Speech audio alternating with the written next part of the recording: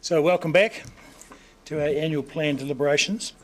We are on page 65 of the agenda, and given that there are 160 odd pages in the agenda, we'll probably need to come back tomorrow unless we manage to get through this concisely. So we'll see how we go. So basically that's an expression of hope that we can get through it quickly and concisely. So looking at this page, transport, we're on to transport amenity requests, items number 1 and 2. Does anyone have any questions? Councillor Walker. And don't worry, I haven't got too many questions beyond this. Just the item 1 there, the sycamore removal, I was hoping Mr McLean would be here actually, because my question would be, this was in the, from Sarah Manning, that was something that was going to happen until there was some staff changes. My understanding it was in Parks and Recs, but obviously it's now slipped into transport. Any reason why, and is this going to be done as part of the West Harbour removal plan that was commissioned actually by my group a number of years ago? Is anyone? I'm happy to wait for Scott's return at some point. Or is he coming today? Okay. Okay, thank you.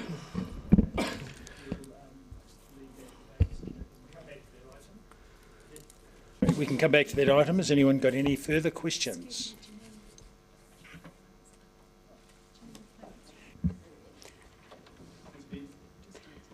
So on behalf of Mr McLean and myself, Be fair to let him sit down.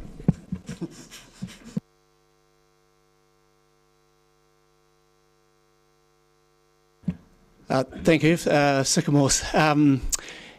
Yes, so the submission went to Transport. So Transport will look after the sycamore on within the road corridor and those threatening the road corridor. But Parks working to a West Harbour sycamore removal plan that we've been working on for a number of years with the community, and we'll continue that work from within existing budgets. Thank you, Mr McLean. Sorry, I can still hear you puffing coming up the stairs. So I guess the follow-up question is, this submitter was previously promised that this work would be done, and I accept that there were staff changes. Is that probably where it's got a wee bit lost in the system? I'll follow up. It shouldn't have, but yes, I'll follow up and let you know. Councillor Wetherall. Thank you, Mr Mayor. It mentions here that the tree removal and maintenance budgets are limited. What are they limited to? What's the spend on that?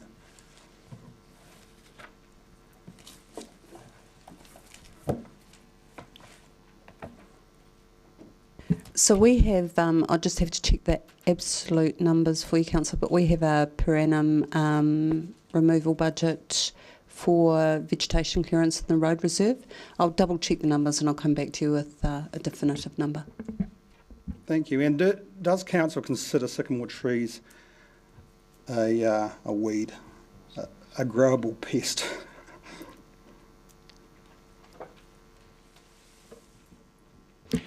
Thank you. I can probably take that. We certainly in our reserves, we actively manage sycamore because they're pretty invasive. So yeah, we have a program that works through our ecological contract that targets sycamore generally in reserves. Great, thank you. Any further questions for this page? Very good. We'll move over to 66, items 3 and 4. Mr Mayor, can we just pass through that? I've got a resolution that I want to bring to the table, a motion to bring to the table that is just in the part of being written up. Very good. Which item, 3 or 4? 3, jolly good. Anyone got any commentary on item number 4? Councillor Walker. I just have a question for you, Mr Mayor, and perhaps the CEO, just on process. Yesterday it was, we were reminded that if we'd gone through anything and there'd been something missed, we should bring it up. And I've got something around cycling. Would this be the appropriate time to do that? I see the CEO nodding.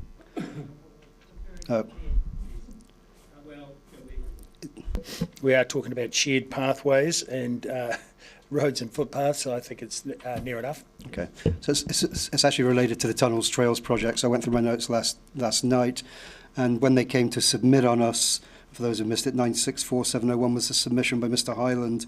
He asked the question, I don't see anywhere where he's got a response to it, and the point in their submission was around Council's commitment to retention of the Gladstone Road property, and I'm probably looking over at Miss Benson perhaps, is smiling.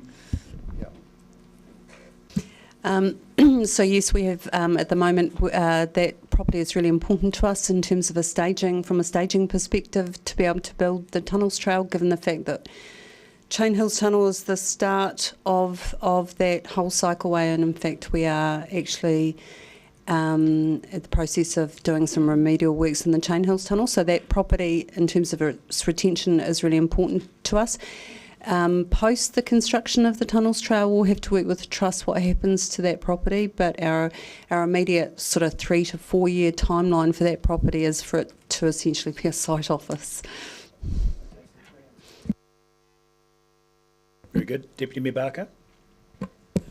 Thank you, Mr. Mayor. Just had a question in relation to the Shaping Future Dunedin Transport Bike Hubs project, and when I looked that up, that seemed to be concentrated on the central city. So how do we respond to requests for bike stands, of which there are a few linked through the submissions?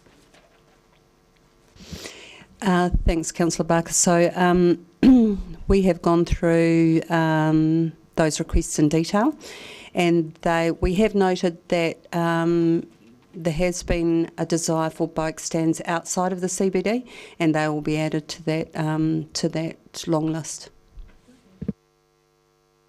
Sorry, I have another question just based on there's a talk about the centres upgrade program, and there's a number of centres that we're asking, including Middlemarch, and I just wonder when we're going to get an update on the centres upgrade update report. Reports coming, being prepared, just staff being focused on annual plan reports, so it's been pushed out.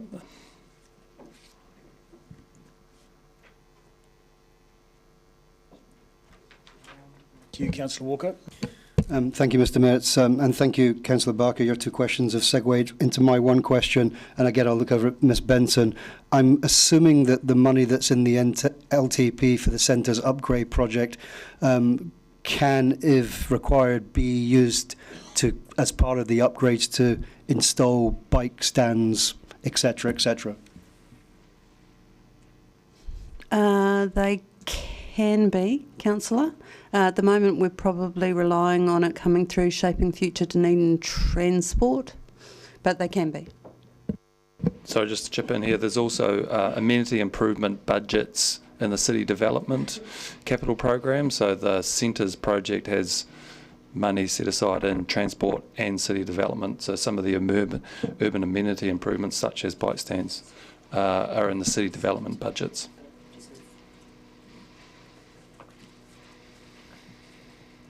Councillor O'Malley.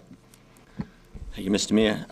Continuing on in the same vein, the original the centres upgrade list was fairly urban and didn't have Waikawaiti, Middlemarch or Brighton, I believe, on it originally.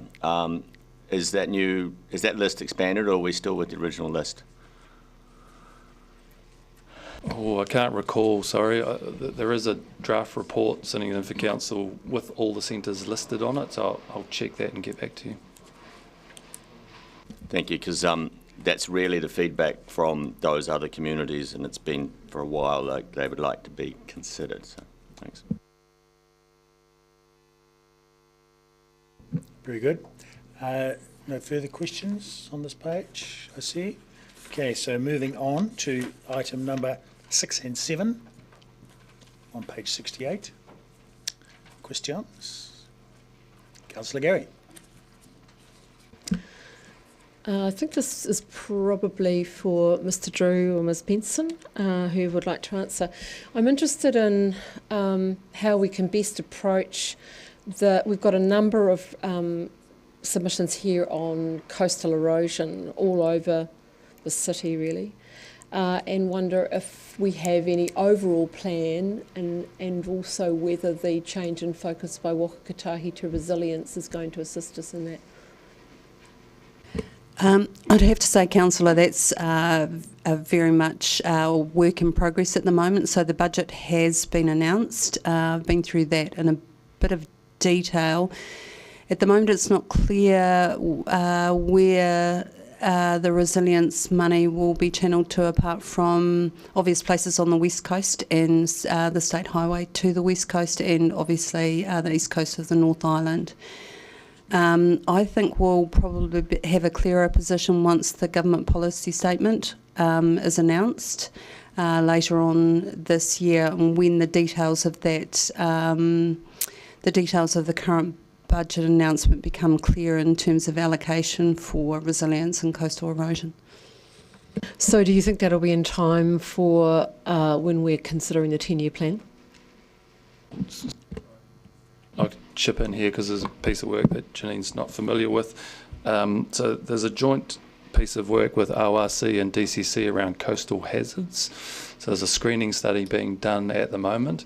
The intention of that piece of work was to understand the risks around, such as Tidewater Drive, road out to Aramoana, and that would inform a 10-year plan report around how we deal with these coastal hazards holistically.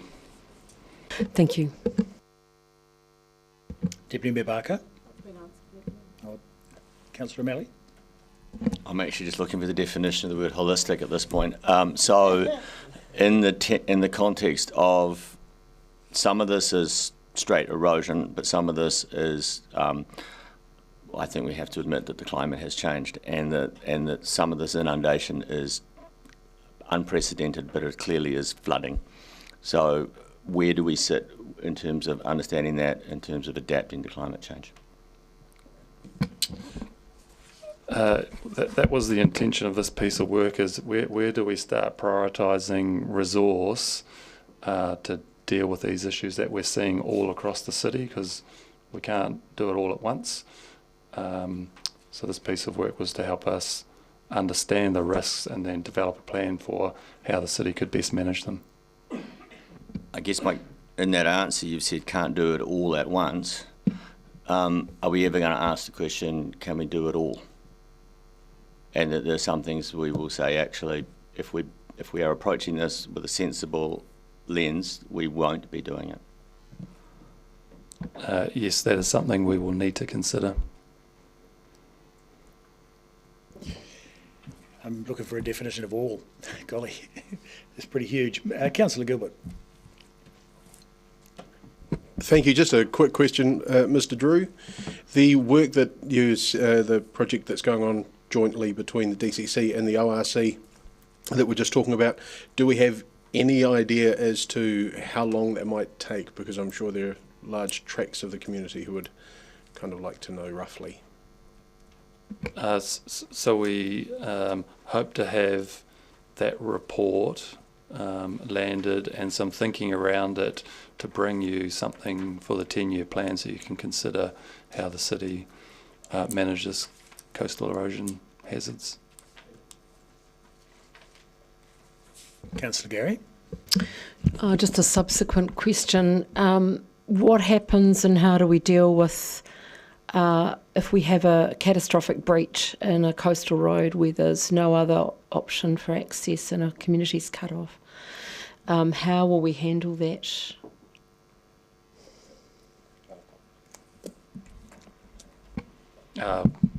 Normally, we get our diggers and our boots and our hard hats and jackets on, and we get out there and we create some kind of access. And normally Waka Kotahi come and support that work through emergency FAR funding. So, it's hard to say without knowing a specific site, but, whereas the only form of access, we will work with the community to make sure we put it back.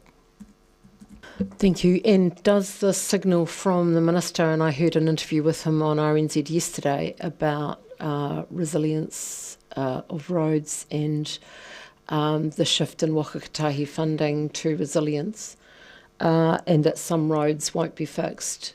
Is that signalling what Councillor O'Malley just spoke to, that we'll have to make some difficult decisions potentially? I think, Councillor, we'd be second guessing that at the moment. There just isn't enough detail. I've seen the same terminology, but we just don't know the detail yet. Sure. Councillor Hulan.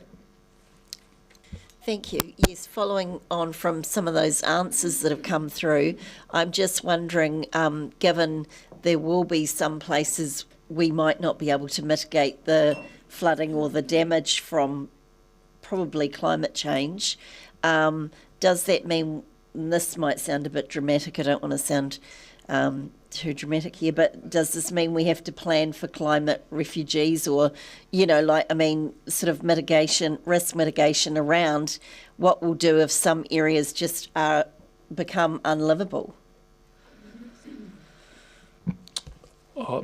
But I don't have a crystal ball, so I couldn't answer that. I guess what I would say is it'd be good for council to focus on proactive work rather than reactive responses. Deputy Mayor Barker. I just want to foreshadow that I am going to move a motion to add a climate adaptation plan to our work plan, which will cover a lot of these issues that are being brought up about resilience, being proactive, etc. The staff are just working on some of the wording. Very good. Do we have any further questions while we're on this page? So that will come to us in due course. In the interim, we'll move on to item number 8, page 69. And 8, 9 and 10. Any questions there? Deputy Mayor Barker. Just had a question about, I see that number 10, the audit of the accessibility of sidewalks, and that this council worked with the CCS Disability Action, and I just wonder what the link is between the DCC Disability Advisory Group. This looks like that the Disabled Persons Assembly were unaware of this work that was going on, so I just wonder how this process works.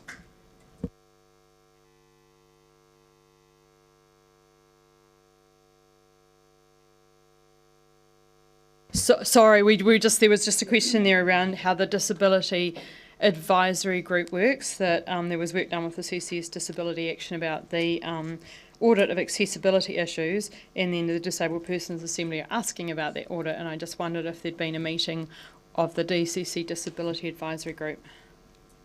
Because they also bring up rubbish collection, the Disabled Persons Assembly bring up rubbish collection later in the piece. Good day, Councillor. The Disabilities Group has met once, I understand. Yes, twice. And so it is meeting. There is a work plan. Sorry, I just forgot your question. I guess my question was just around that the Disabled Persons Assembly had come to annual plan with these issues and how they were working in with the Disability Advisory Group. Is this in the work plan, is it? Oh, it has been added. So my next question is that in 2007 we had a disability strategy with the goal to make Dunedin a more inclusive city, and is there a plan to refresh the strategy? Not directly, because I suspect that strategy was superseded by the social wellbeing strategy. Because if you recall, and again it predates me, but that we took 50 plus strategies and coalesced them into those 8. So my suspicion, again, I would have to check because it predates most of us here, was that's what happened. But as part of the social wellbeing strategy that staff are working on, those kind of issues will be certainly canvassed in that. They specifically asked, I recall earlier in the year, and I'm just making sure that that is included somewhere in the work that we're doing. So I have a specific question about DPA and CCS, because last triennium, when I attended the regular Access for All meetings, both parties were in attendance. So my question is, does from the look of item 10, it looks like DPA and CCS are not talking. So does anyone in the room know if both parties are attending the Access for All meetings or the Disability Committee meetings? Does anyone know?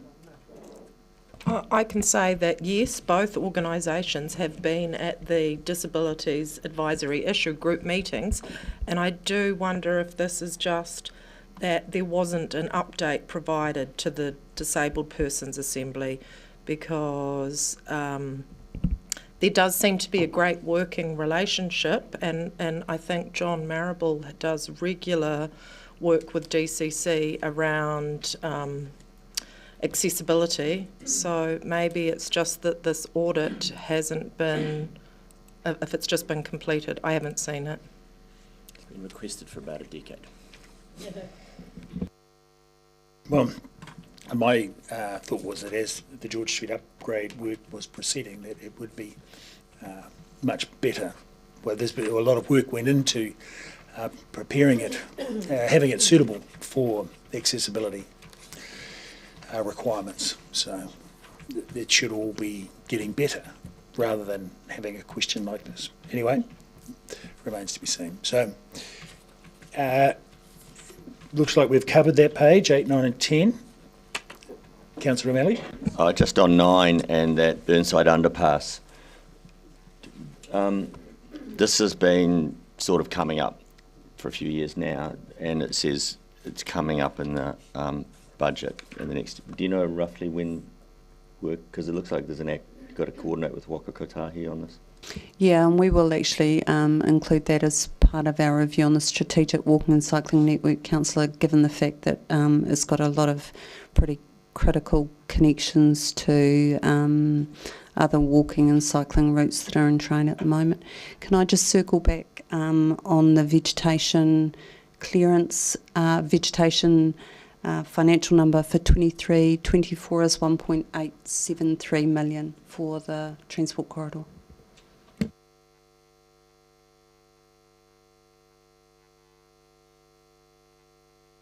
Very good.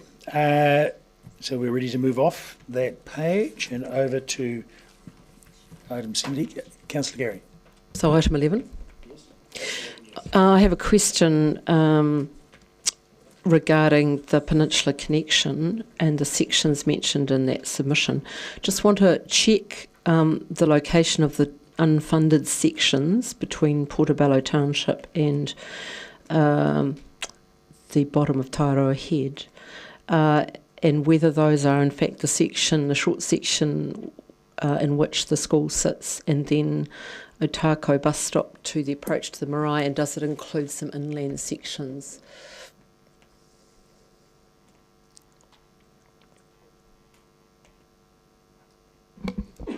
Yes, that's correct. It's from around Portobello School past the marae to Harrington, and it does include some inland sections.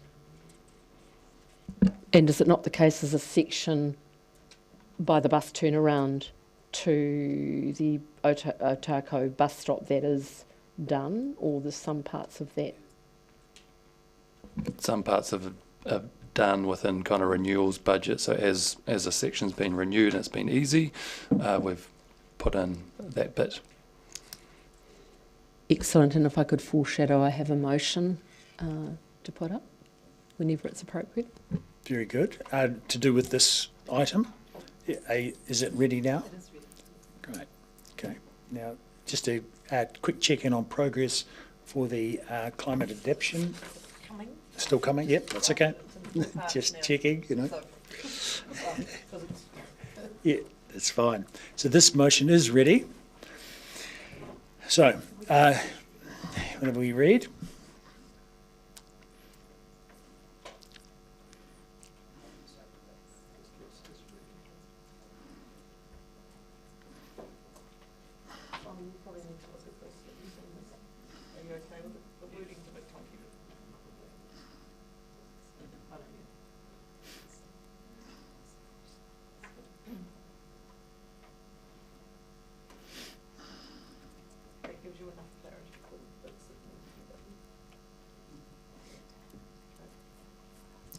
So, I'm moving, and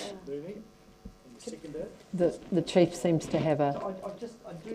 Can we take a break or go on to something else? Would you like to proceed with something else and come back to it?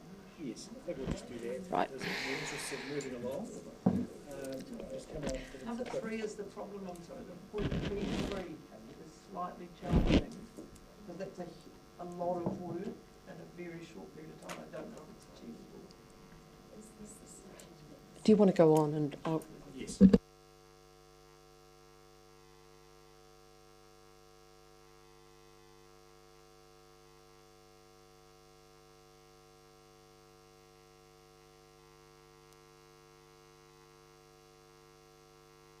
So forgetting about 12, looking at 13, on page 71, does anyone have any questions about this? So, item number 13, any questions? No. Councillor Belly. It's a question for transport and the ongoing legislation around the public transport operating model. Will that operating model, don't worry, this is not going to foreshadow a motion, will that operating model allow in the future that Dunedin City Council could potentially run a service out of Port Chalmers specifically for the cruise period?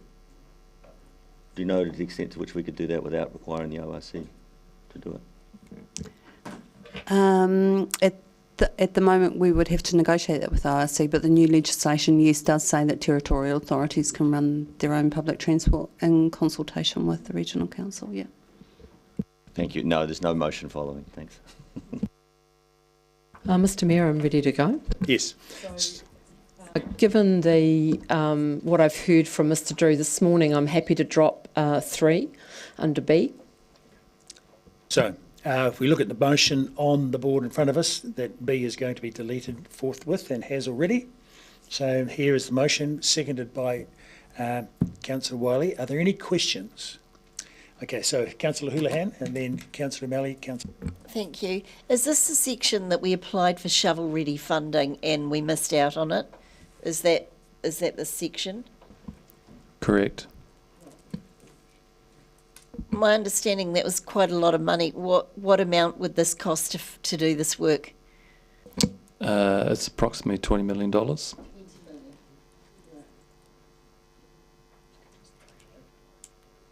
Councillor Malley. Which actually gets to my question is where, and there are different places you could sit in the regional land transport plan. So given that Part A is relatively agnostic to being in the plan, the funded section of the plan would require that there is a funding allocation in our long-term plan. So if we do achieve that, then it would sit there. But if we fail to achieve that in the long-term plan, are there other places where it can be kept to make sure that it still remains alive, like in the strategic section of the RLTP, I'm thinking? Yes, that's correct. Councillor Eklund. This is more of a general question, but I'll point it toward this particular recommendation or motion. This is obviously a budget meeting, and whenever we are approving funding to the likes of the museum or anyone else for that matter, we can see what the numbers are and we can see what impact it has on our overall budgets. These sorts of motions obviously come at a cost. Is there some sort of indication as to what sort of cost goes with? Like, I understand that every time that staff have to prepare a report, it's not a 5-minute job. There's a lot of work that goes into it. There's a lot of work that goes into staff time, and a lot of staff time that goes into that. And that must come at a cost. Is there some sort of average cost for each of these motions that get brought through this process, or do they vary a lot? Mr Mayor, no, there's no cost. But no, we don't capture the cost, and so they vary. But something like this is a decent amount of work, and so but our job is to prioritise what council asks us to prioritise. It just may mean that I report back to you and say, you've asked for these things in time for the annual 10-year plan, some of these other things then may not get done unless you add resource in. And so, for example, the climate adaptation work, we're suggesting that we bring back a report depending on where we get to, that includes possible resourcing as well. So, but yes, staff, this is staff time, and it's finite. Councillor Hulan? Is there any chance that Waka Kotahi might, consider this in another round in later years, or if we go ahead and fund this, and then they might say, oh, well, we can go back, review that. Because, of course, the advantage, I suppose, that they might see with this is it's on the cycleway and it's, along that tourist spot. So it's got possibly, but... So, Councillor, we would have to add that to the regional land transport bid that we're in the process of preparing now. It's due to go to Waka Kotahi August of this year, the first cut of it, and it gets decided by roughly sort of the end of this calendar year. It would compete with the other transport projects from DCC and from the rest of the city, and that based on benefit cost ratio. Thank you. Do they consider, the number of residents that would be impacted by this or benefit from this when they consider funding? So part of the consideration of funding from a Waka Kotahi perspective is the benefits or the monetised benefits that creates, and that translates into commuters on bikes, reduction of CO2 emissions, reduction of road deaths. They'll get calculated into that. Councillor Gary? Ms Benson, does it also include the economic benefit, because that's quite a special section in that there's 4 of our wildlife attractions that if this road was breached would be totally cut off. So does that part of Waka Kotahi's criteria at this time? No, it doesn't. Tourism, recreational benefits are not considered monetised under the current New Zealand Economic Evaluation Manual. Is it correct that it was dropped from the original main business case because it would have weakened the overall business case, and to get it over the line, those sections were dropped in the original? Probably predates me, Councillor. I do know that in most cases the wider economic benefits are considered but not in great detail as part of a business case. Somewhat rhetorical. 2 other questions. Is it correct that if it's not on the RLTP, there's absolutely no chance it will get Waka Kotahi funding? That's correct. Anything that gets co-funded has to be in the regional land transport bid. Final question is around design. The design work is being done, as I understand it, for the school section and is done for the other section? That's correct. Councillor Hulan? Thank you. So is this going to go into the RLTP? Is that the plan or not at the moment? It'll depend entirely on what council decide once they've considered the report as part of the 10-year plan. Okay. So if this was approved, what sort of impact would 20 million have on our rates? Because that's what, this is on our costs and debt and all the rest, because it is a budget meeting. Sorry, but this isn't a budget decision for this meeting. This is asking for a report. So there's no implication on the annual plan. Yes, I realise that, but a report to look at the costs, I'm just wanting to know the sort of dollar value, like if this report indicates that we pay for it or go ahead, obviously that would probably come back to us to vote on whether we approve that or not, but the implications of it, I'm just trying to work out dollar value if down the track that is what might happen, just so people are aware what could be at stake. there are too many mites in that, and so without knowing what the report shows by way of costs, what the interest rates are at the time, the timing of what's being proposed, we can't provide any advice on that at this point. Councillor O'Malley?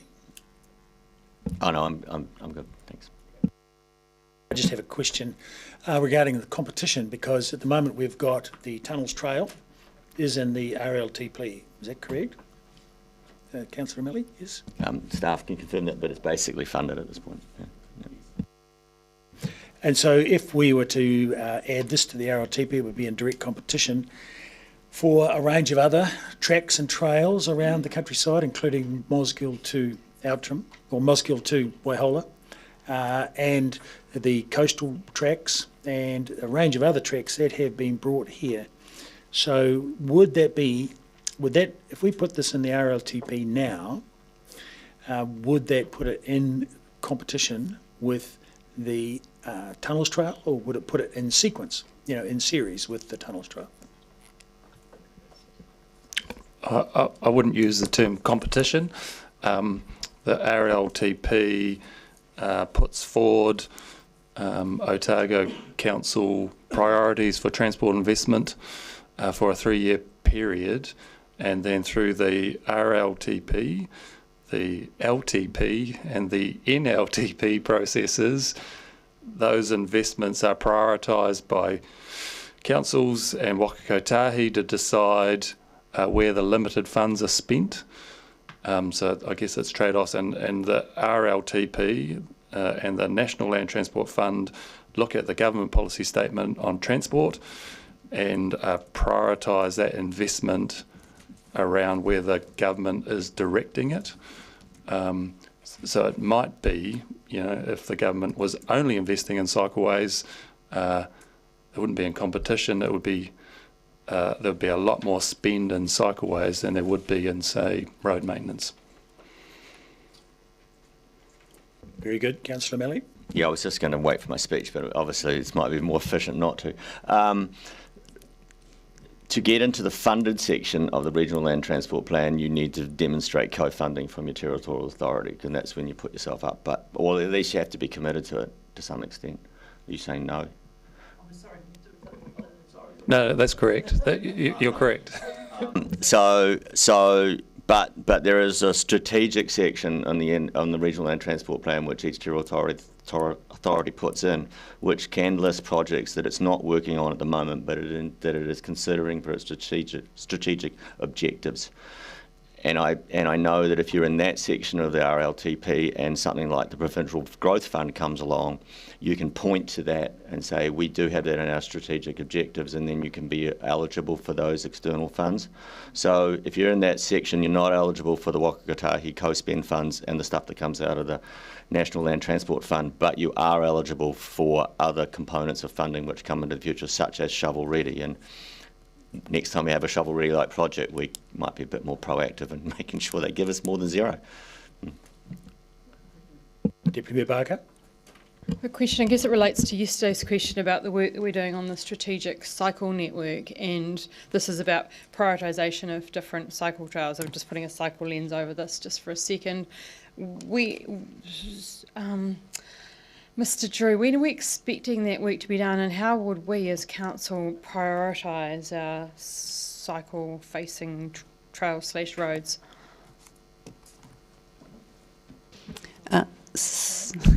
So we're hoping to have that strategic walking and cycling review done by August, but this afternoon I'm actually sitting with the team to create a bit of a roadmap so we can show council where we go into our second phase of consultation, where there'll be an update to council.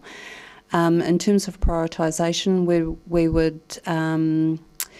we have a matrix that is used for the RLTP that shows what the benefit, well, it's a very high level benefit cost ratio based on commuters versus cost that we can use to prioritise that. So would that also, we've just asked about visitors, would that have, when you're talking about commuters, would that include commuting visitors? Oh, that's complicated. Because then when we go for co-funding, we can't monetise visitor spend through Waka Kotahi. We, as I said earlier on, putting some words around that is really important. But when we go through the NZTA process of co-funding, being able to monetise that into a benefit is complicated. Councillor Mayhem. So just to be clear then, if you were prioritising in the matrix for the RLTP, things like the number of commuters, reduction in CO2, reduction in road deaths, so cycleways along stretches of highway would take a priority?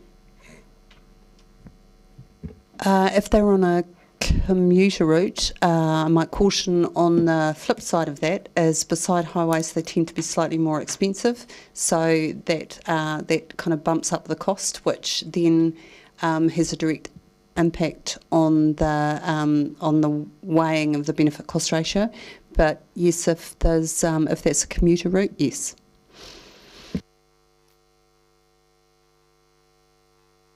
Okay, we've finished with questions.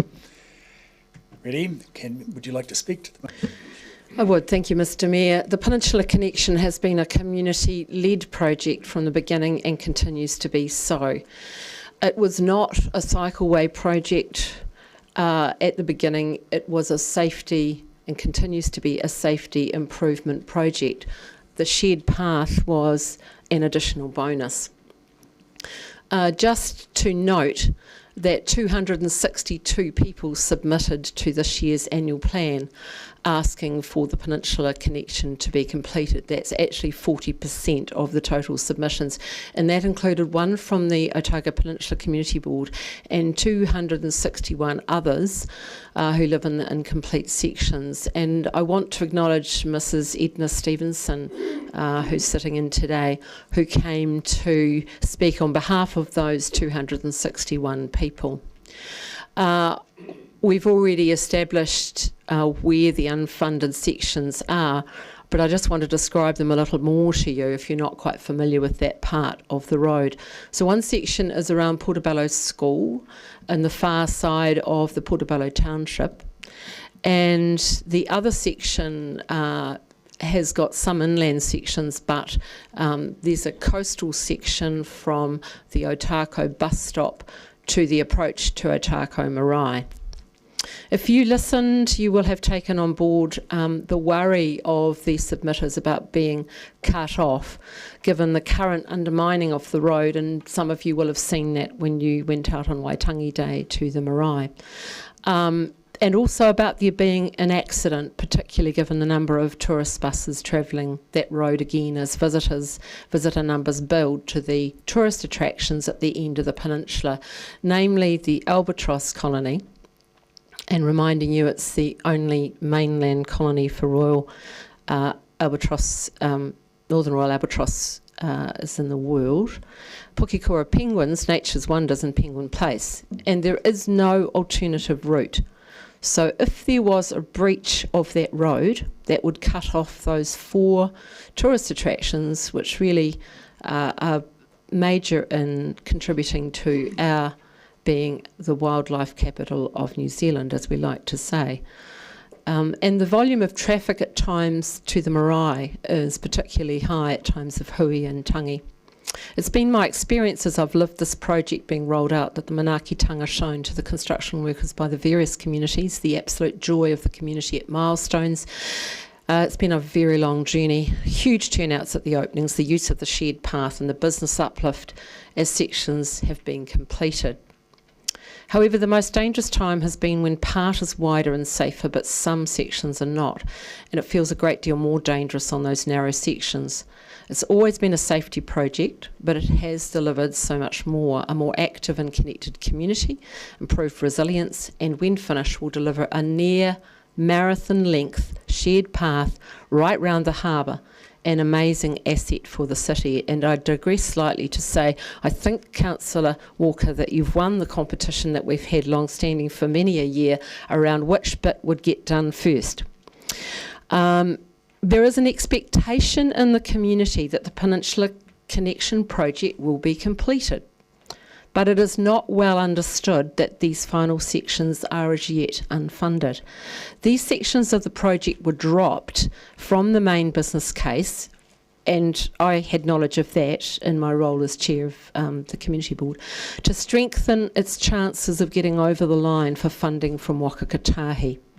As the current section's under construction and nearing completion, it's now time for us to turn our mind to how we might fund the final sections. There is a series of steps, as outlined, to get the project considered for funding by Waka Kotahi. And while it didn't meet the threshold previously, with a shift in focus to resilience and sea level rise, we need to have it listed in the Regional Transport Plan, as advised by James Cagle of Waka Kotahi. He was emphatic about that, if it's to have a chance of any funding from the agency.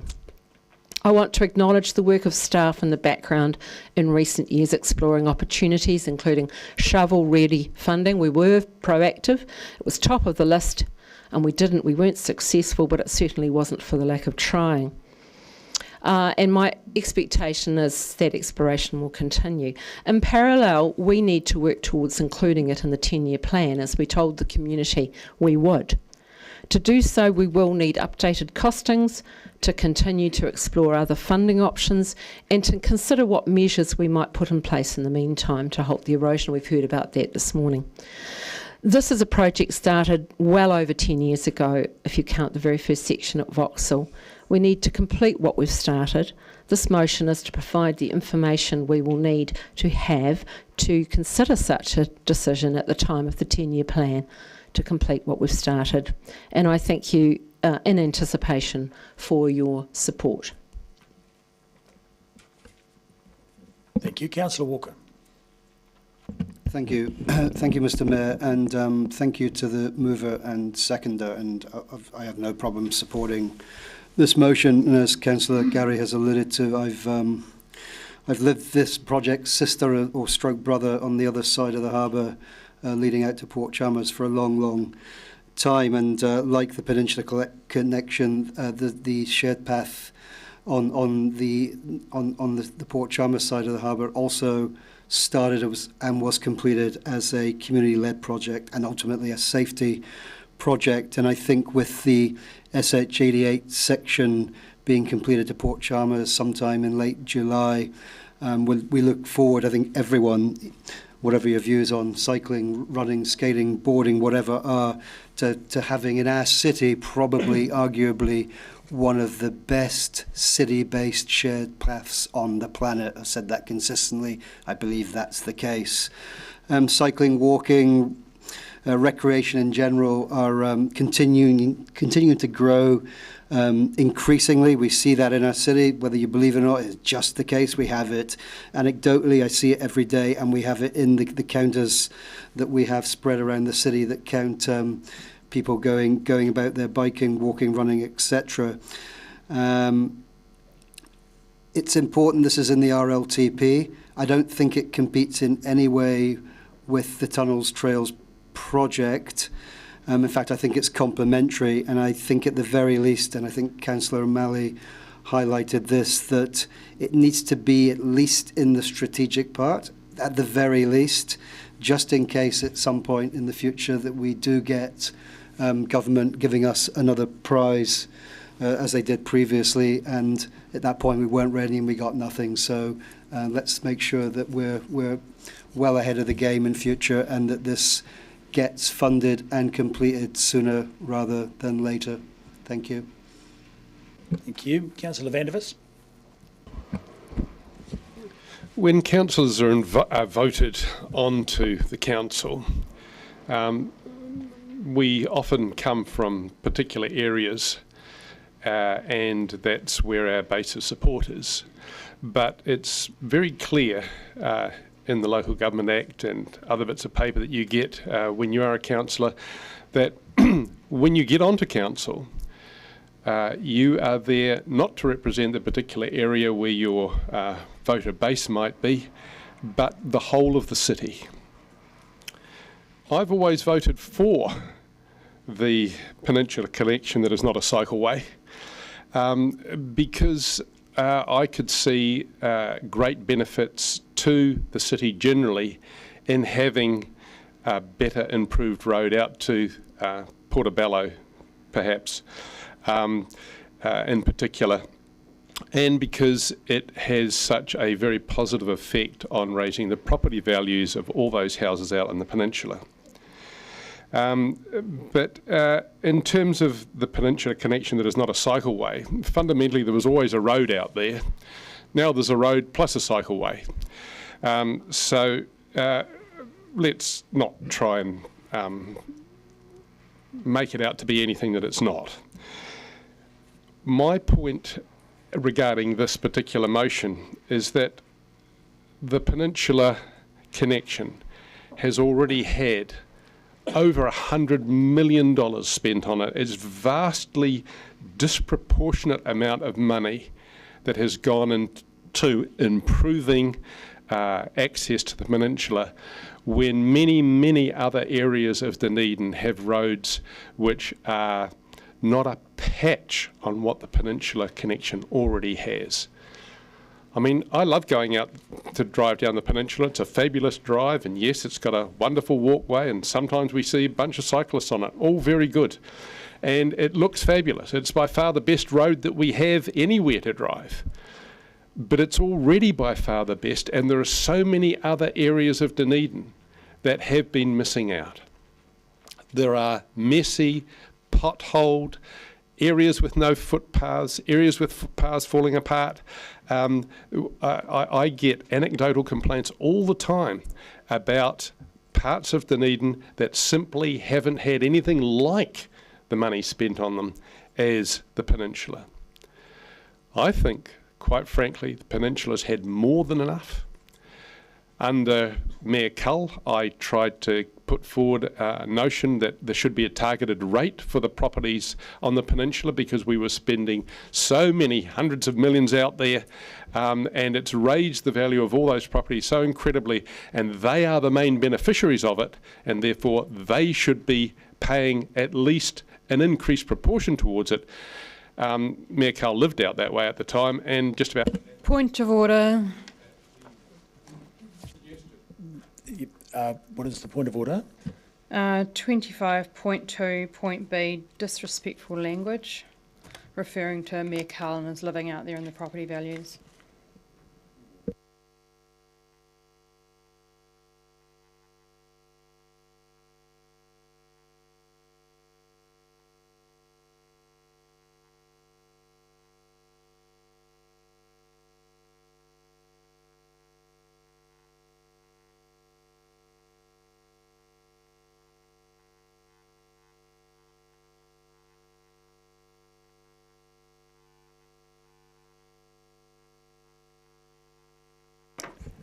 I think it's quite a tricky one, because there may well be a direct relationship to the increases in property values, but property values have increased across the city, so it's really hard to say where that came from.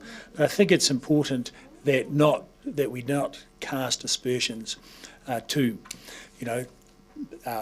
Mayor Cull or any previous mayor or member. So I think, can you withdraw that comment, please? Happy to withdraw.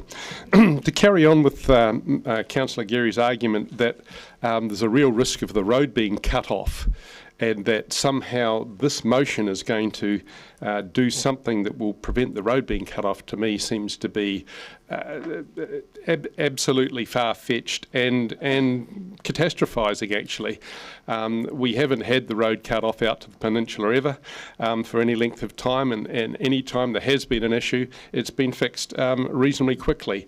If you look especially at the tens of millions we threw at Turnbull Bay, that would be an example of potential threat to the road being cut off, but always being dealt with. So again, this motion here, I don't believe is being supported at all by the road cut-off suggestion.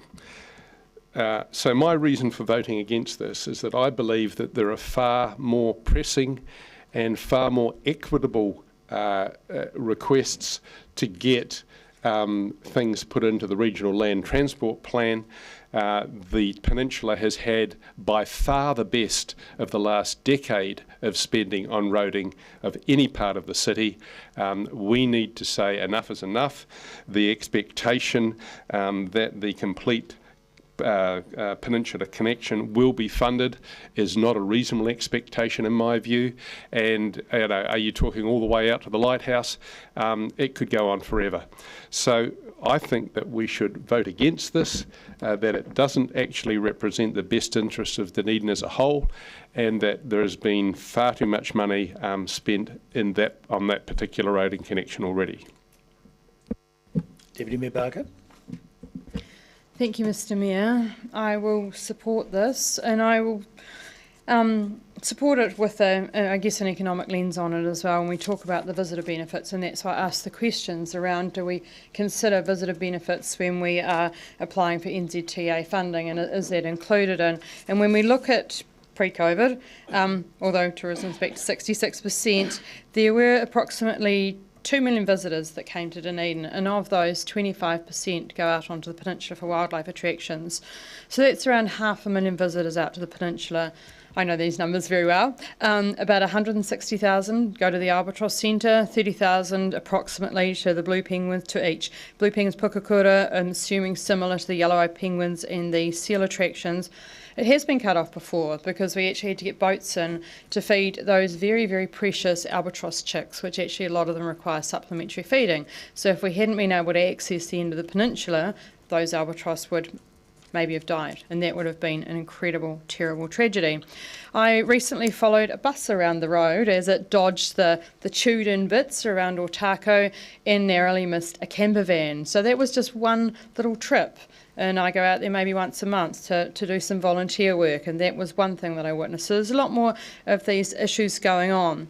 So I'm going to support this because it is a vital road for key visitor attractions. The economic benefit of tourism to Dunedin was around $700 million before COVID, and wildlife tourism was 25% of that. I'm rounding it up. It was worth around $200 million to the city. So even if we don't put if it gets cut off, or it's not so cool kind of lens over it, we need to put that economic lens over it for ourselves to understand which roads are important to us. This is also about ensuring the safety and resilience of the communities out there. There's been mention of the marae, especially, which we've just seen with flooding out on the some other areas, the importance of the marae for looking after people, and finishing off the Peninsula Cycleway and roadway. I used to joke that I might end up walking it on my Zimmer frame, because it was supposed to be finished in 2018. You know, I can't wait for this to be finished. It is an amazing cycleway so far. We can't just keep starting things and not finishing them and leaving gaping holes in them. I also asked about, I guess, the cycle matrix. We have quite a number of cycle requests for different cycleways, and I'm really pleased that strategic cycle work is going on. So then we can prioritise these. We can put the NZTA lens over them, and we can also put our own economic development lens over them. There's lots and lots of communities that are interested in cycle tourism, and we need to make sure that we are actually putting our resources into the correct ones. Thank you. Councillor O'Malley. Thank you, Mr. Mayor. I'm going to support this, but I'm just going to cast a word of caution out there to everybody. The Economic Valuation Manual, which Waka Kotahi uses, is from the 1990s, and it echoes I just think there's a handwritten note from Roger Douglas in the front. It is quite literally, it is not going to recognise livability. It doesn't recognise all the things that you would put into the valuation of this. So it will score low on the benefit cost ratio. In terms of competition with each other, no project inside Otago Southland competes with each other on the Regional Land Transport Plan. What it is, we put the whole plan up and then we compete nationally with all the national plans. So that's when the competition kicks in. You cannot be on the funded section unless you commit yourself to actually doing your part of the funding. So the second part, Part B, is really determining something that we'll debate next year, and that will determine where it sits on the RLTP. If we debate to fund it, then it will sit in the section looking for funding. If we debate not to fund it, then it will sit in the strategic section. But it is important that it sits on the plan somewhere, because if it doesn't sit there, it will wither on the vine and die. And I agree with Councillor Barker. At some point or another, we should finish this project. So we have to figure out how, is really what it comes down to. Being here is like one of the minimum steps you must complete, and if you're not there, then you've left yourself away from all other funding mechanisms. But I would imagine that co-funding through Waka Kotahi under the current model and the BCR that will generate is very unlikely, so we would have to consider going forward as a fully funded DCC project, or waiting for an opportunity to get some co-funding from some other mechanism. Thanks. Councillor Fiso. Tēnā koe, Mr Mayor. I echo Councillor Walker's thanks to the mover and seconder, tēnā kōrua. I just want to acknowledge mana whenua, who have, through their grace and patience, have allowed this work to take up some dozen football fields worth of their harbour, a sacred taonga and ancestor. So when we're talking about throwing money at projects, I think we need to remember about knowing prices but not knowing value.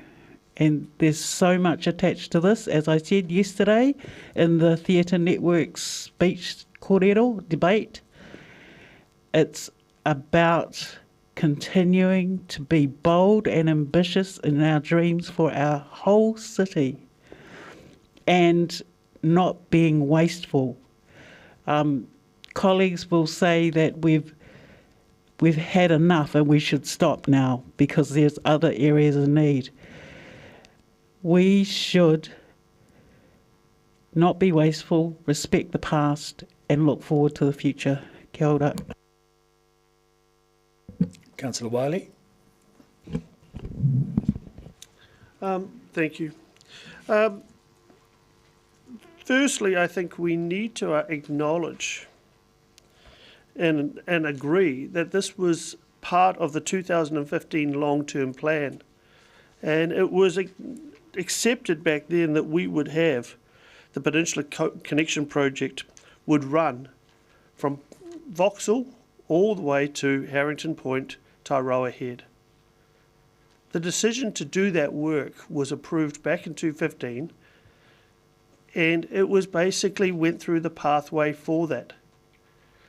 So I sort of struggle with Councillor van der Vis talking about the benefits for the community and everything else, because actually we already went through that. We debated that. Maybe not this council, but previous councils definitely have. It's not the loss of the will of the council staff or the councillors to get this project completed. It has been the process, Waka Kotahi, the bureaucrats, whatever it is, but it hasn't been this council or previous councillors. And I think that's the important part. And then when I look at this motion, I'm trying to understand why somebody wouldn't vote for it. And the reason I say that is because there is no cost associated with it. Yes, there is staff time. But hang on, we've got 12 years, because I go back to ODT reports, because I always like to see how the ODT reported on stories in the past. 2011, there's clear stories about the groundwork being done, the plans for it. So we have archives of information that all we need to do is update. The other thing being is we also have to look at the fact that we have to stay on the radar. And I think Councillor O'Malley was very articulate and really knows that area very well to say, look, if we don't do this work, that actually becomes the turning point where this project drops off and will never get done. It is one of those critical decisions that we have to maintain the momentum on. And I would challenge any councillor to think it's only about the Peninsula. If you stop on Portsmouth Drive by the Molars and you stop at Bayfield Park and you see how many Dunedin people come across in their cars, unload their bikes, and take off and ride down the peninsula. This is not a peninsula asset. This is a city, it's a regional asset. And guess what? Come October, it's going to be a world-class asset, and our visitors internationally are going to love doing the loop from Portobello all the way around to Port Chalmers. The key is to finish this project. To maintain the momentum to do this, we need to support this motion. And for the life of me, I cannot see any reason why any councillor would not want to see this project completed at some time in the future with the right funding. But how you vote against this, I would really struggle with. So I urge this to be a unanimous vote to show anybody at Waka Kotahi and outside of this room the importance it has for the community, the city and internationally. Thank you. Councillor Ackland. Thank you, Mr Mayor. I appreciate the comments made from everybody around the table, but I am just going to zone in on the comments that Councillor Vandervis made, because some of them, not all of them, but some of them I actually agree with. You know, we've got a large city, we've got a lot of road, we've got lots of different compartments to our city that, for not just for residents, but for other visitors. Not everybody comes here to go down the peninsula. They go to other parts of the city as well. And as we are all struggling with, there is not enough money to do everything we would like to do right now.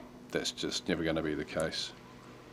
As much as I agree with a lot of the argument that Councillor Vandervis put forward, I will be supporting this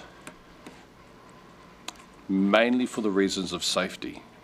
My daughter lives down at Harrington Point, and so do her grandparents.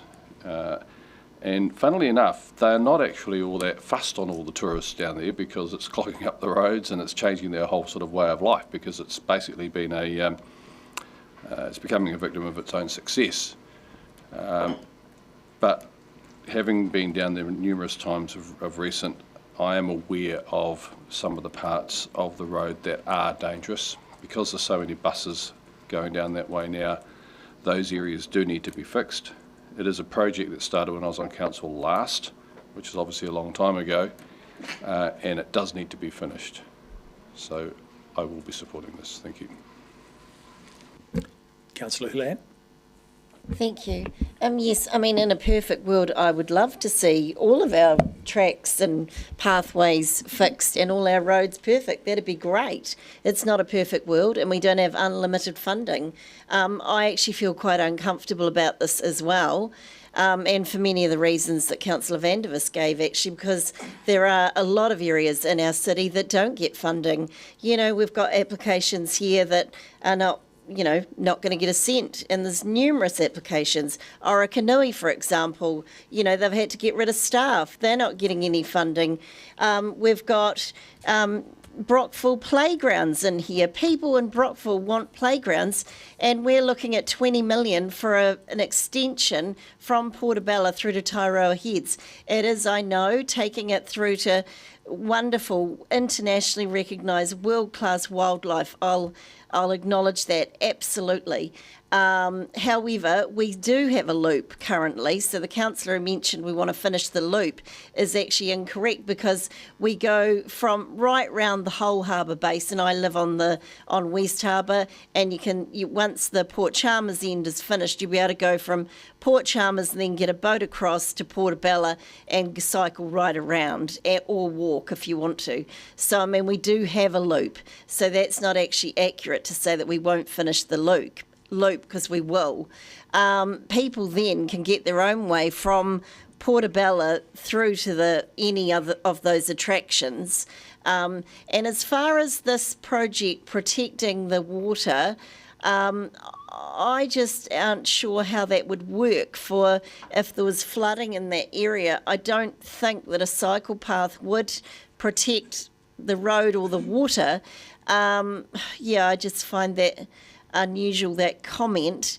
But yeah, so my concern is that there are a lot of areas that are missing out. However, I'm extremely in support of government giving funding for this, and I think it was a real shame it didn't fund it.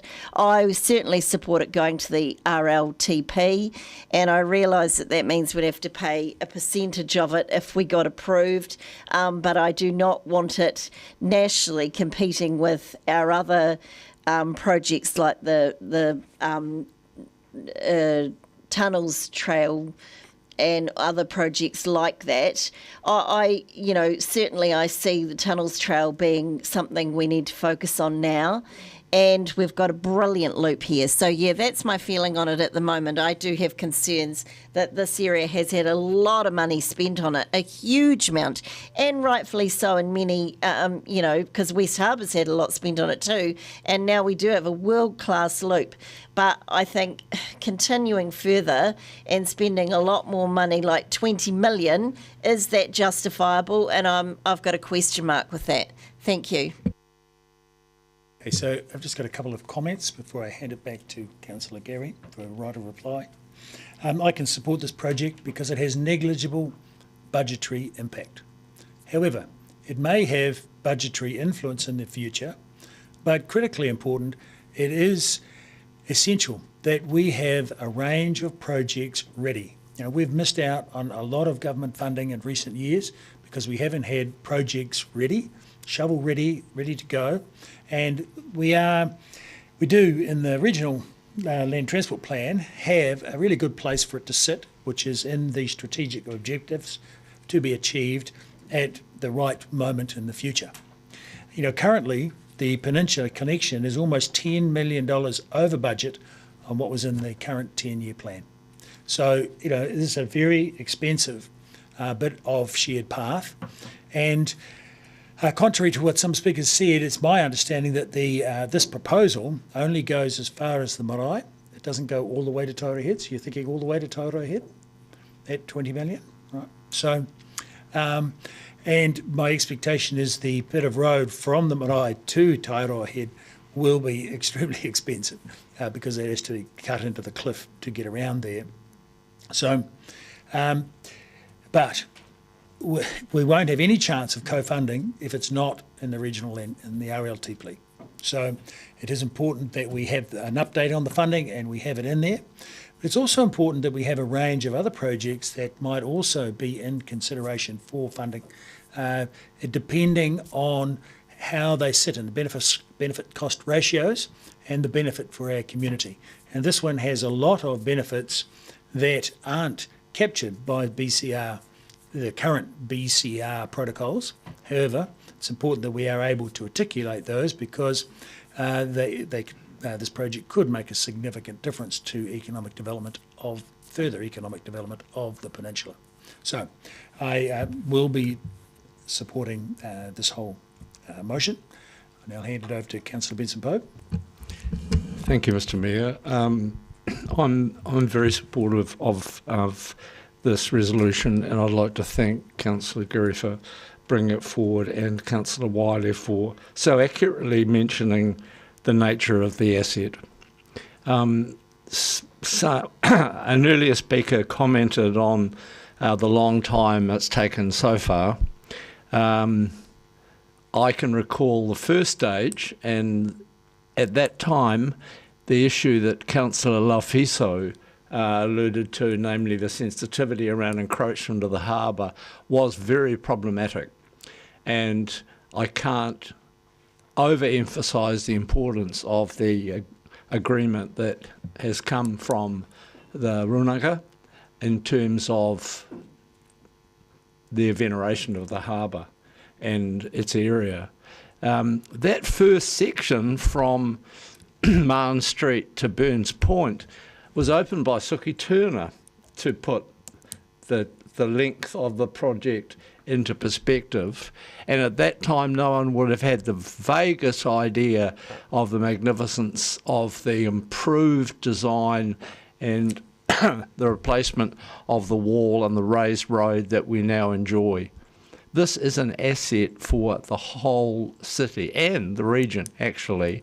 But to suggest that it's a benefit for the Peninsula residents is nonsense. This is one of the most extraordinary, longest-term projects that this city probably will ever be involved in. And we know the size of that harbour wall, and we know how important it has been to restore it properly. I think that we should all support an asset that is such an important safety and recreational asset for all Dunedin people. And I'm appalled, actually, at some of the short-sighted comment that has been made in the last few minutes. Councillor Gary. Thank you, Mr Mayor. And I want to acknowledge the community who've been on an incredibly large journey and those who lead this in the community, the wider project for the city. It started life, this side of the peninsula, of the city, of the harbour, started life as a request for a path that two prams could walk side by side. I just want to correct a couple of things that Mayor Raddick mentioned because they're not factually correct. So the section from Otako Marae to Tairoa Head is basically done. So the comments about expenses is not relevant. And so I'll begin. There is a lot to say. I want to remind you it's a safety improvement project, and I can tell you categorically it has saved lives. And yes, you could say that for many other projects too, but this project has been promised to the community, as Councillor Wiley outlined. We have committed to it already. It's around this, the funding and Waka Kotahi's criteria that's at issue here. It is a total package, including the other side of the harbour, and it is an extraordinary asset for the whole city. And it will be when it's finished. Near marathon length, imagine the potential. Yes, I acknowledge there are new projects, and I'm very supportive of the Tunnels Trails project. But are we going to start that one and then decide halfway through that, oh, there's some new kid on the block and we'll start a new project? We've got to finish what we've started. We have this idea that we go on to new things before we finish projects, and I find that alarming. The project involves Councillor Houlihan raising the road, that's part of the project, raising the road to deal with sea level rise. So it does provide resilience as well as providing a wider stretch and separating out pedestrians and cyclists. And in terms of funding, the cycleway part and the shared path part, the path where pedestrians and cycles can travel, was an add-on bonus in terms of funding. And staff used to correct me all the time when I referred to it as the Peninsula Cycleway because its earlier name was the Peninsula Harrington Point Safety Improvement Project. Those are not my words, those are words of the staff. Councillor O'Malley's right that the criteria, the current model of Waka Kotahi, the unique perspective of this stretch of road is not captured in that. And we've outlined that there are 4 wildlife attractions. We've outlined the economic benefit to the city. We've outlined that the marae is in this area. So my comments about a potential breach, are not catastrophic or being over dramatic. The road cones are already out. The sea is already undermining the road in the section prior to the marae, on the side of the marae, and that is what would happen. The road would be closed, and we know that has happened before, and Councillor Barker outlined what happened with the wildlife and how critical that was during that period. And just to remind you, there are different pools of funding. So potholes and so forth comes out quite a different pool of funding to the pool of funding this would come from. Costs are only going to go up. They have already over the life of the project. The Waka Kotahi subsidy, as I've outlined before, the FAR rate has decreased every year since this project started. And the cost of construction are only going to continue. And so Councillor Benson Pope is right around the significance of this project. I would urge you to support this. I'm not asking you to make a decision around the funding. Yes, it's a big chunk of coin, most definitely. But this has been committed to the community already. We need a pathway to make that decision. We need to have updated costs. We need to know it's in the plan. So we've got every chance of getting Waka Kotahi funding should that model change, which has been signalled that is happening. And I just go back to acknowledging in our gallery today Mrs. Edna Stevenson from the community who is listening to this debate, and the community who've done an amazing job in leading this project through all of these years. Thank you to staff for their continued mahi, and I urge you to support the motion.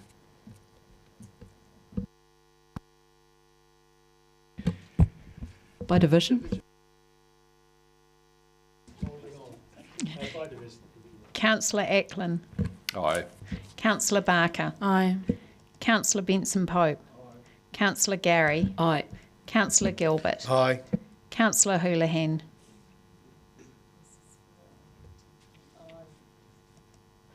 Councillor Lafiso. Councillor Lucas. Aye. Councillor Mayhem. Aye. Councillor O'Malley. Aye. Councillor Vandervis. No. Councillor Walker. Aye. Councillor Weatherall. Aye. Councillor Wiley. Yes. Mr Mayor. Aye. Carried 14-1. Very good. We can now move on. Do we have your motion? Yes, we might as well do it now because it's not the same, but it's slightly related. The Climate Adaptation Plan. Yes, okay.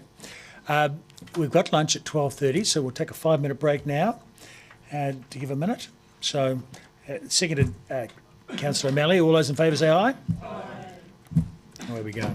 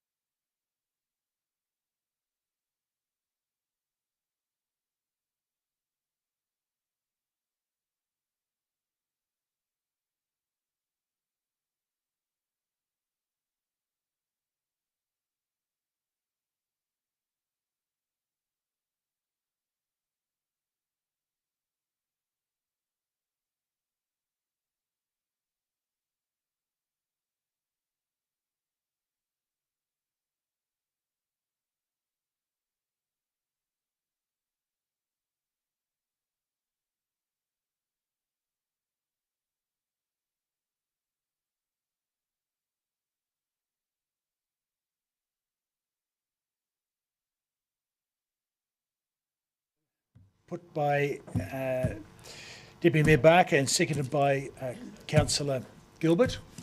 Who are my speakers? Questions, sorry. Questions, yes. Councillor Fiso. Tēnā koe, Mr. Mayor. I just have a question as to the strategic refresh work. And I'm looking at a picture of the weave. So if we were to adopt this plan, it would go down alongside where the action plans are. Is that right? We'd need to think about where it fitted, remembering the weave is conceptual, and what if council comes up with we're using the word plan, but it may not be a plan, it may end up being elevated at a higher level than that. So, Councillor Walker. Yeah, thank you. It's a general question around, and I don't, maybe for the CEO or the mover actually.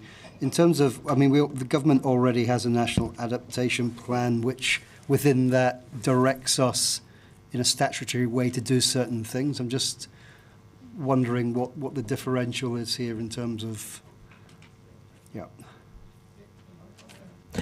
Look, yes, there is the national plan, and we've got things in place. As you know, South Dunedin future work. South Dunedin was identified by Fitzharris as being a priority area back in the day, and there's a lot of work going on there. We've got our zero carbon work that's underway as well. So we have a range of things happening, but they just haven't been pulled together in an overarching plan. So the reason we've given the November date, by way of a suggestion, is to allow us to look at the national situation, pull together everything we're doing, and bring something to council that is considered. Thank you. And I guess it's the bit I picked out. We won't have all read the National Adaptation Plan, but within it, there's a section specifically dedicated to local government, and I'll read the bit. It says, councils have a statutory responsibility to avoid or mitigate natural hazards and have regard to the effects of climate change when making certain decisions. That's the bit I'm alluding to. So how would this alter what we already are required to do, I guess? Oh, sorry. I'm just going to say this would bring it together as a holistic level, because we're talking about food resilience. I'm trying to talk about in my speech, shall I? Yeah. So there's a national stuff, but we absolutely need to do it locally, but I'm not speaking right now. Questions? Councillor Ackland. What sort of price tag does this come with? If I might ask a question of clarification of the council, do you mean the creation, the bringing of a report to strategy and planning, or the plan itself? Both. The work that comes to strategy and planning, it says there, I think, will include resourcing requirements. So at that point, we will indicate what the costs will be. The cost in getting it to the November meeting is staff time, which I can't quantify. Rightio, we're done with questions. Deputy Mayor Barker, would you like to speak to the motion? Thank you. In moving this, my aim is to resolve years of work towards a climate adaptation plan, which has been in the planning for an extremely long time. Starting with in 2006, the DCC Climate Change Policy, 2010, the Climate Change Adaptation Project Plan, adopted and resourced by Council, and Ms Graham referred to this earlier. This actually identifies 5 hotspots, of course, South Dunedin, harbourside shoreline, lower Tauru Plain, including the airport, populated estuaries along the Pacific coast, conservation lands of upland regions. So this is a really wide piece of work that needs to be looked at. 2011, there was the DCC Climate Change Predictions Policy. 2011, Council resourced a climate change adaptation plan to be phased over 24 months, and it's actually hard to find out what happened to that. There was a change of CEO, and when I looked through all of the staff that were going to be on that working group, there's 2 that are still here. In 2016, the Environment Plan Te Aotearoa was adopted by Council. One of the goals was plan for and adapt to climate change. The delivery framework and an initial action was focused on climate change adaptation. Develop and implement a climate change adaptation plan and investigate options for areas affected or threatened by sea level rise. So what I'm asking for here is an overall plan. In 2019, Council declared a climate emergency and adopted a carbon zero by 2030. Council also works on the South Dunedin futures with $31 million budgeted for in the 21 to 31 LTP. The missing link, the missing mothership, is a holistic climate adaptation plan that covers all of Dunedin. We absolutely have to accept that we need action on many fronts. Climate change is already here. Carbon neutral by 2030 is a noble goal for Dunedin. However, the world is steadily and sometimes catastrophically feeling the effects of climate change. We need to be building the fence at the top of the cliff, not relying on the ambulance when climate change hits. We need to look at just our North Island cousins and what's happened in recent weeks, the bombshell of the recent cyclone, all of the effects and the huge financial input that's needed from government here. We owe this to our community to have it in place. I referred to in 2019 we declared our climate emergency, as did many other cities in New Zealand. In 2020, a year later, Auckland and Hamilton had their first climate action plan, and in 2021 Christchurch adopted a climate change strategy. Most cities in New Zealand now have a climate adaptation plan. We're supposed to be a city of firsts, but in this case we're a city of lasts. The advantage is that we learn from the frameworks that the other cities have built that should make our plan writing easier. For example, Auckland have two core goals. One, which we're working on, reduce greenhouse gas emissions. Two, to adapt to the impacts of climate change. And this is the bit that's kind of missing. We've doing some work on South Dunedin, but not on all of our city. And I wanted to do this at the end, but I'm going to do it now because when we've traversed all of the issues that are brought up by the submissions, we see references to seawalls at Tidewater Drive, the Peninsula Harrington Point Road, slips, Papanui and Hoopers Inlet roads, trees blocking roads in large storms, and we see a lot of staff responses notes that increasing the resilience of the road to storm events and climate change is not budgeted in the current 10-year plan.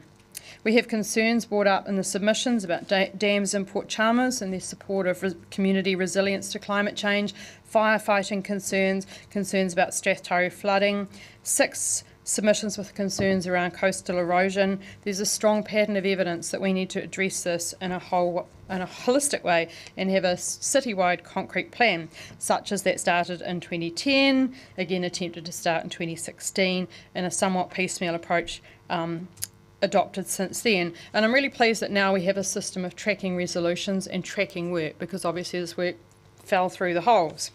So the benefits in doing this plan: we deliver on the promises we've made our community over the last 17 years for a climate adaptation plan. Our community have marched, they've come to public forums, they've submitted, and we now need to show them that we have action on climate change. They're marching on Friday as well, so we need to show them that we are moving along, and this would be a very timely piece to pass. We need to have a holistic approach to understanding the risks that our communities face and mitigating them. Climate change adaptation underpins all of our planning for the city: water, roads, buildings, beaches, and suburbs. One of the points that's come through as well is around government funding, and we need to be shovel ready for that. Government have put billions of dollars into climate adaptation and resilience budgets, and we need to be ready to achieve some of that funding. For example, the government has a climate emergency response fund, which has $1.7 billion in this budget, and they've refreshed their criteria recently to include climate change adaptation as well as mitigation. They've got a number of other funds, including the Decarbonisation Industry Fund, and when I looked on the Ministry for the Environment funding website, they've got 43 funds, so we absolutely need to get ourselves ready to apply for those funds and make sure that we are getting our piece of the pie.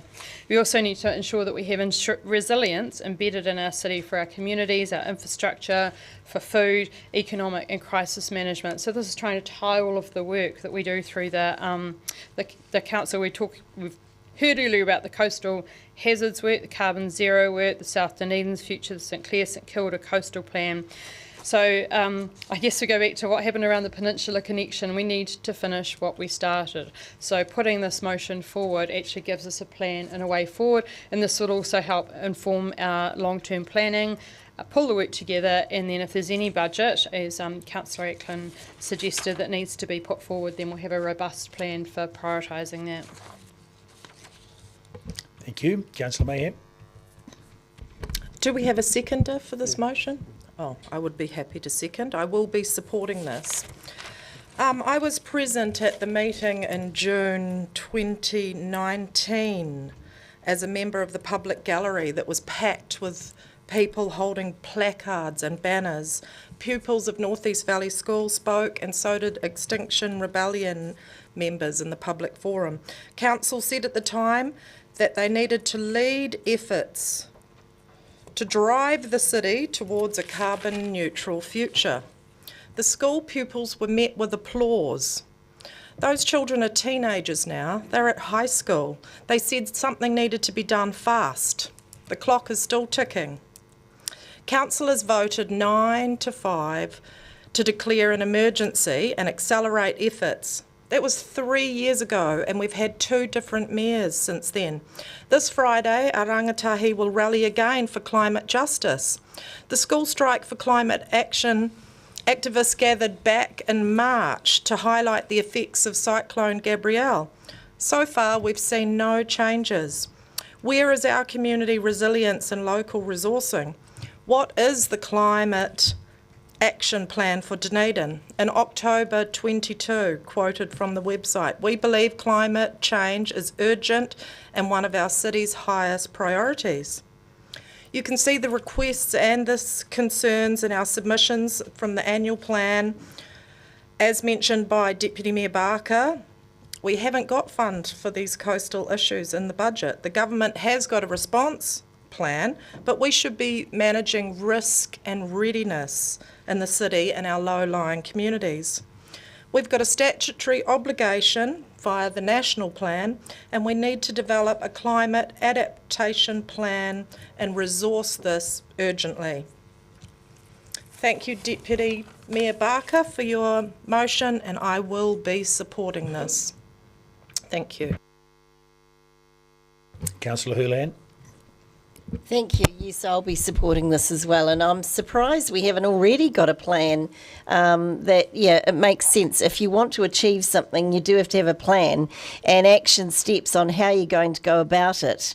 I also see it as a really good way of pulling things together because as Deputy Mayor Barker mentioned, with climate change will affect everything in our city. So i.e. erosion, we've got the St Clair, the St Kilda coastal plan. Now that needs to come into this as well because there's so many issues with erosion around the sea that will be affected.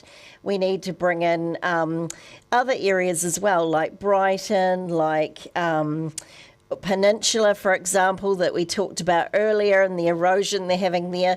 All these areas we need to look at mitigation, and then a plan should look at, okay, what are our problem areas, and also then say, okay, what sort of budget will we need to fix this, and put some sort of figure on it. If we can go through those stages and do that, then when the government's got money sitting there for this, we can go ready and say, here's what we need. We predict we'll need these to help mitigation, and then we can also put as our risk mitigation, these are the areas that we're on high watch for, i.e., areas like South Dunedin that are nationally significant with the low-lying land there.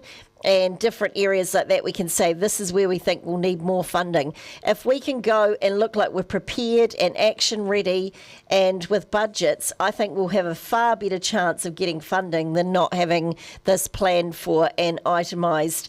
Our budgets might not be exact. It's very hard to say how much some things will be, but we can give an indication of some sort of problems that we might have. So I think this is a brilliant strategy, and it should be our first because it's going to override every other part of council. And I think I just want to make a note here and say that, because there might be some comments further on, that anyone who is called an activist for being concerned about climate change, I think those words are dated. I don't think we should refer to anyone who's concerned about climate change as radicals or activists. And it's hard to deny now when you see the damage from storms, the numerous evidence from scientists about climate change. It's very hard for anyone to deny it. I know there will be still the odd person who tries to do that, but the reality is climate change is here and it's impacting all parts of our city now, and it will be, it's only going to get worse in the future. So, but what I would say, and I've said this often when we've had discussions around climate change, it will come with huge costs, because we need to look at, for example, areas like the Taieri has a lot of high soils. There's an exact word which Councillor Benson Pope knows what to call it, but I always forget the name of it. But it's high value soils, I think is the highly productive, and they're areas where arable land is in there for food sustainability. Now, those areas are also prone to flooding. So we need to sit and look at those areas and plan in the future with climate change. Is that area going to flood more? If so, we need to look at other areas where we can put, for food sustainability. Things like that need to all be considered. So it's a massive job, but it needs to be done. Thank you, Bay. Councillor Gilbert. As Deputy Mayor Barker has very clearly articulated reasons behind the need for this motion and to ensure that the climate adaptation plan is moved along, I will therefore attempt to be more succinct than I am normally. As she pointed out, in November 2010, a climate change adaptation plan was presented to the Council, and with rapid response, it was in 2019 the Dunedin City Council, albeit at 9 to 5, officially declared a climate crisis and set the target of being carbon neutral by 2030, nearly a mere decade later. Not only have we been shown up by other cities in New Zealand by the speed with which they gathered their plans together, if we look further afield, the same year as the Dunedin City Council declared a crisis, so too did Darwin in Australia, Exeter in England, and Wrexham, of all places, in Wales. They all declared a state of an emergency or crisis, and they are all cities of similar populations to Dunedin. Less than 2 years later, all three of them had plans in place, one of them in just 9 months. By comparison, we still await ours, 1/3 of the way through the targeted period to become carbon neutral, and we still have no definitive plan on how we're to achieve it. Over the last couple of days, there have been comments made about finishing what we start and things taking longer than would be considered desirable or perhaps even responsible. And I am reminded of an old friend and mentor who had a 4-letter acronym which ostensibly translates to just get it done. We need to finally follow that advice. Councillor O'Malley. Thank you, Mr. Mayor. Yes, 2019 was when the climate emergency was called, and I made apparently what was considered to be an inflammatory statement at the time, is that we might be looking at metres and metres of sea level rise. I pretty much still stand by that because if it's probably going to come. Now, it's not going to come next year. It'll come over the next 200 to 300 years, but it is coming.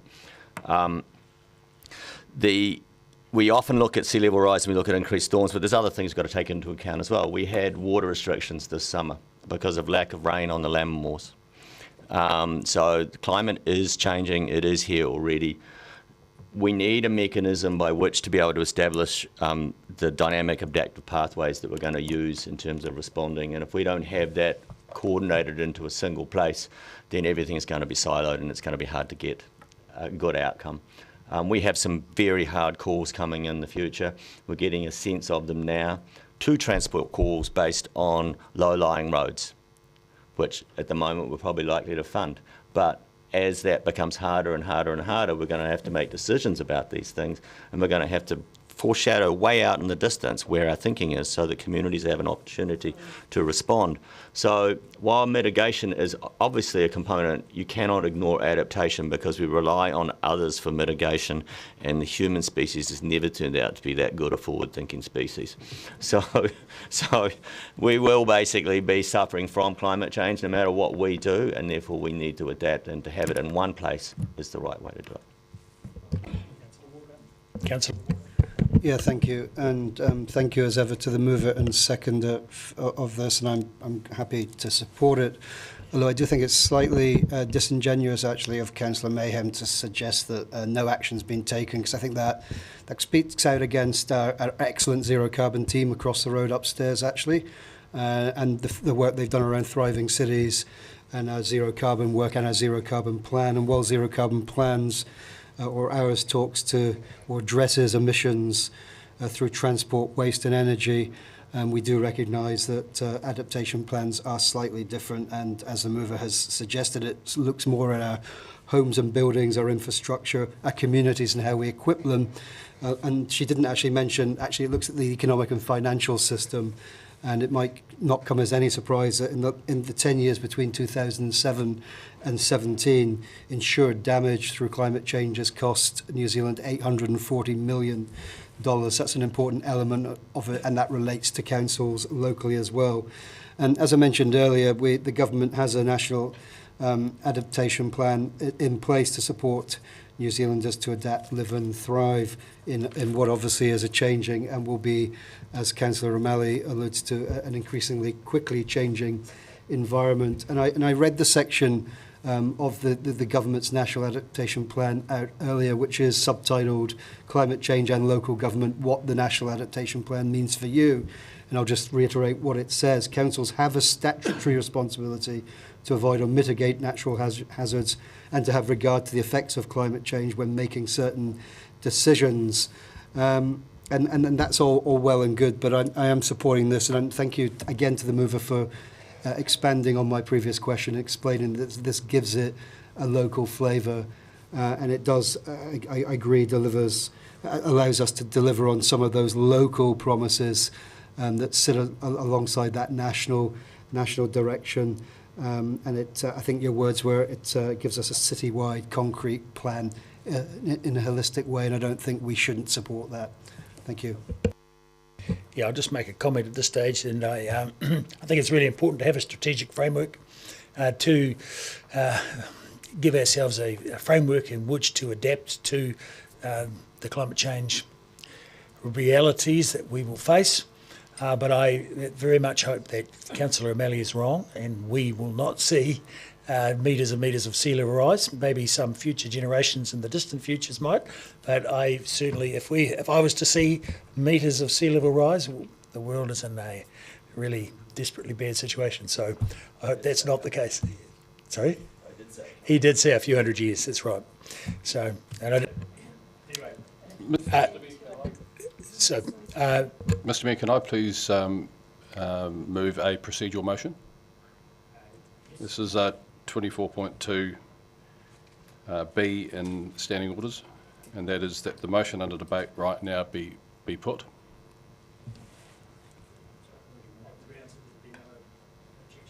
Pretty much. And you've got a long day ahead. But I do need a seconder, of course.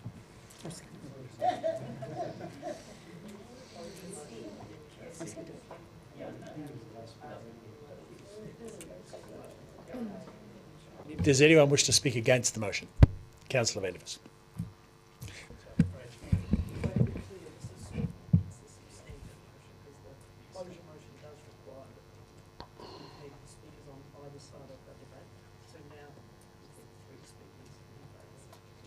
Everyone's wanting to speak against the substantive motion. That's right. So I did actually ask the Chief about this earlier, in case everyone was in favour. But I didn't go that way because I suspected that would not be the case 100%. So, Councillor Vandevers. Thank you.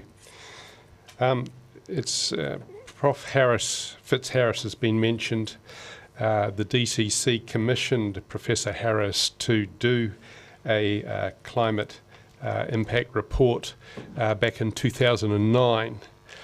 And just quoting from the Otago Daily Times report on that, he said the heading is "Very little city can do about climate change," and he starts, the ODT article starts by saying, Dunedin will have to roll with the punch when hit by climate change, ride out higher seas, more severe flooding, and a host of other challenges, a leading New Zealand climatologist says, and it goes on.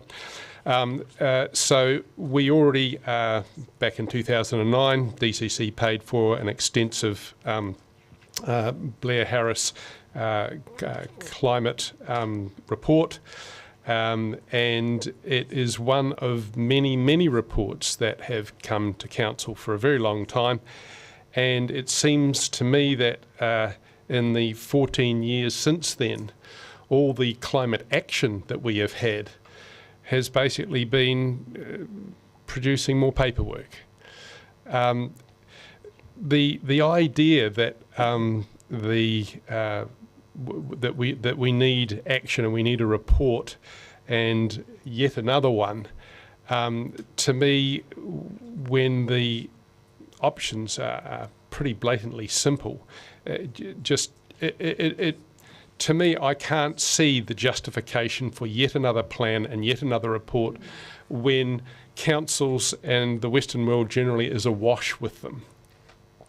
If we go back to 2009 and we go back to the first mayor of Dunedin suggesting that we retreat from South Dunedin, and I believe it was Mayor Cull, this, I think, is the kind of negative speech which has drastically reduced the potential for development of South Dunedin. It's certainly reduced property values down there. The idea that somehow we're going to have to abandon South Dunedin because it's prone to sea level rise, to me this kind of thinking and planning is completely counterproductive. If you look at the South Dunedin topography, it's about 1.5 metres above sea level. If you look at 60% of the population of Holland, they live anything from 0 to 5 metres below sea level and aren't having to do climate adaptation plans because they don't think there's really a serious problem. We here, I believe, completely exaggerate the issue of sea level rise. If you look at the Port Chalmers tide gauge, which is an internationally recognised, very accurate tidal gauge, there is never more than between 2 or 3 millimetres, that is to say a matchstick width of sea level rise that's been reported in all the years that it's been running. So we've got a situation where, yes, the world is warming and yes, there has been slight increases in sea level, but in terms of adaptation, drawing up plans where we suggest, moving out of South Dunedin or retreating from South Dunedin, to me are just absolutely... Point of order. Yes, Councillor, what is the point of order? Sorry, I've just, point of order 25.2 as in a misrepresentation, which is actually not point 2, it is point D, sorry, but 25.2D, so 25.2, because it states here that to combat climate change, the Dutch government wants to reduce the Netherlands' greenhouse gas emissions by 49% by 2030, compared to 1990 levels, and a 95% reduction by 2050. These goals are laid down in the Climate Action on May 28, 2019. So it is not correct to say that the Netherlands is doing nothing. Look, I think we're going to get tied down with all manner of things. I would also caution the Councillor Vandervis making suggestions about what might be in the plan, because it's only a plan at this point. So presupposing what might be in it is another thing that someone could pull up on. So let's just try and get through it. I think you're making valid points, and I think we just need to get through this and get on with it. Now, the point of order of misrepresentation of the Dutch government, I think, is a valid one, so I will uphold that, because that is counter to what has been said. So let's just try and get through the key points that you're trying to make. Thank you. What I've said about the Dutch is that 60% of them live below sea level. Check the facts, they are true. What I've also said about the Dutch is they're not adding any more to the level of their 3,500 kilometres of dikes. They are not primarily worried about sea level rises. What I've said, I didn't say that they weren't doing anything about climate change. I said they weren't worried about sea level rise. And I don't believe that we should be here yet either. And in the event that we do have sea level rise, that becomes a problem. In that event, a far cheaper and much more cost-effective approach will simply be to put some bigger pumps and a bit of a levy in round South Dunedin and not ever talk about retreating from South Dunedin. My fundamental issue with the proposal is that when Councillor Gilbert says just get it done and people want to see climate action turns out to be just more paperwork and just more plans. And I've been here far too long and seen far too much of it that's made no difference. Point of order. Yeah. Yeah. Well, time is certainly up, but it was just, I think it's important just to let I think Councillor was at the end of that sentence about to finish. So, well. Could I ask the question, and that is, does the amount of time that I endure points of order get taken off my speaking time? It's bad enough that it interrupts it. The GSO stops the clock when a point of order is raised, and so it was started again with 11 seconds to go. Righto. So hopefully there's no more speakers. I can hand it back to Deputy Mayor Barker. Through Mr Mayor, I'd just like to say misrepresentation from Councillor Walker in his speech, calling me disingenuous. Look, no. I'm sorry, you're too late for a point of order on that. We've just, leave it be. We'll have a right of reply from Deputy Mayor Barker, then we'll put the motion. And, okay, there we go. Just want to address Councillor Van der Vos talking just about sea level rise, and this is actually a plan to address all of the effects of climate change that I hoped that I wouldn't have to read out all the effects of climate change because I thought that we would know them. So I'm just taking this from the Queenstown plan.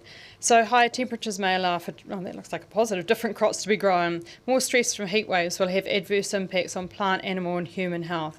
Range and habitat of native flora and fauna will change, as will the distribution of pests and crop diseases. Increased temperatures will heighten the risk associated with wildfire.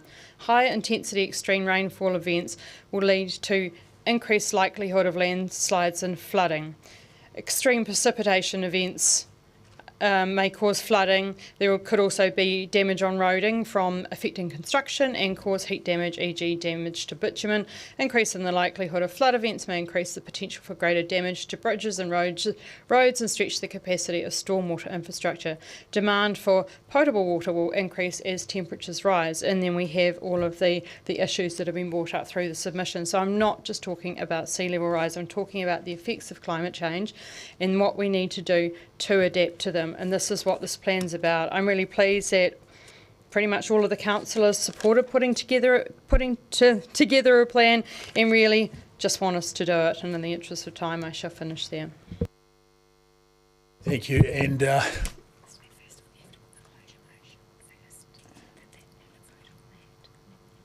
really?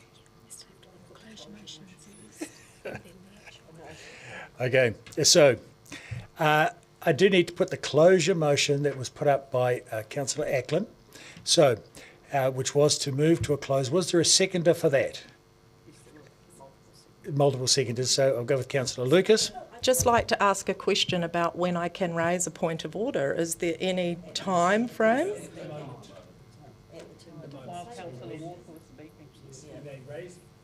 You may raise the point of order when the councillor is speaking, but not sometime down the track. I'd just like to say for the record that I never said there'd been no action. I don't want to offend the staff. My words. Councillor, just leave it be. It's, you know, it's, we're going to spend the whole day here splitting hairs, and let's just get on with this. So I have to put this. We have a speaker. The motion has been put by Councillor Ackland, seconded by Councillor Lucas. I hope there's any questions or any speakers to it. I'll put the motion. All those in favour say aye. Against? Carried. But yes, so now we're putting the substantive motion, but we did have a negative speaker, so it's a bit tricky procedurally. Anyway, we did have a speaker to the contrary, which would be contrary to the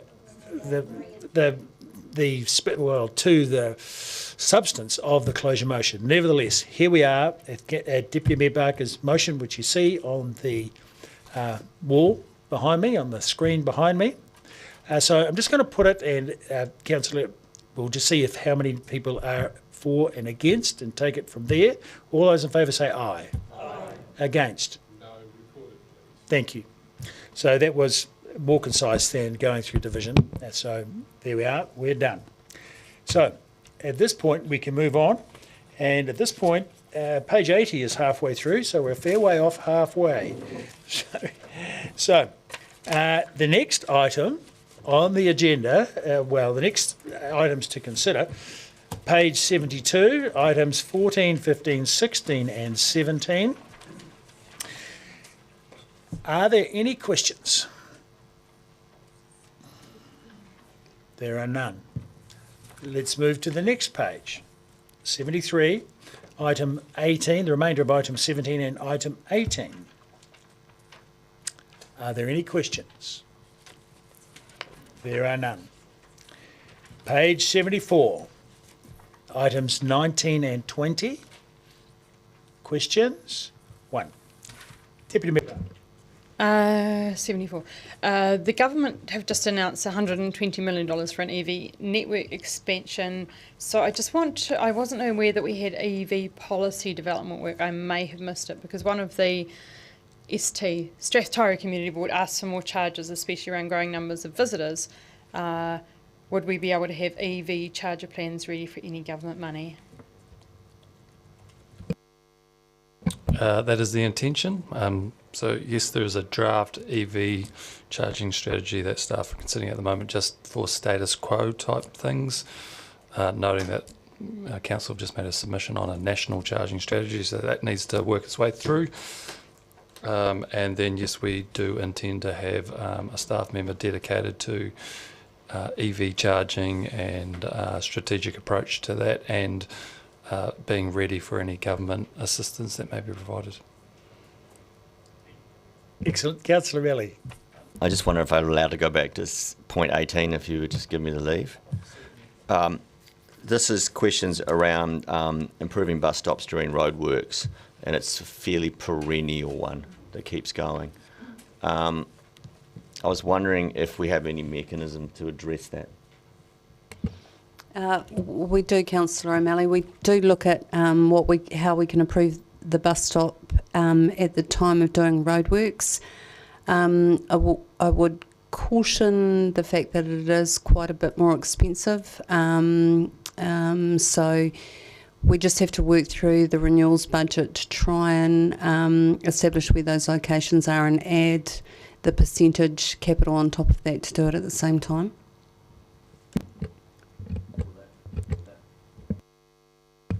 Will that be able to come back as a report at some point? Because this is from First Union, but all three unions have now put together a joint request so that we now know that all the bus drivers are saying that. Is there a mechanism to get back to them? We could have a discussion with them. I mean, it's quite challenging, isn't it? So bus stop improvement budgets are also limited and prioritised, and just because you're renewing that part of the city doesn't mean it's a priority bus stop for ORC to improve.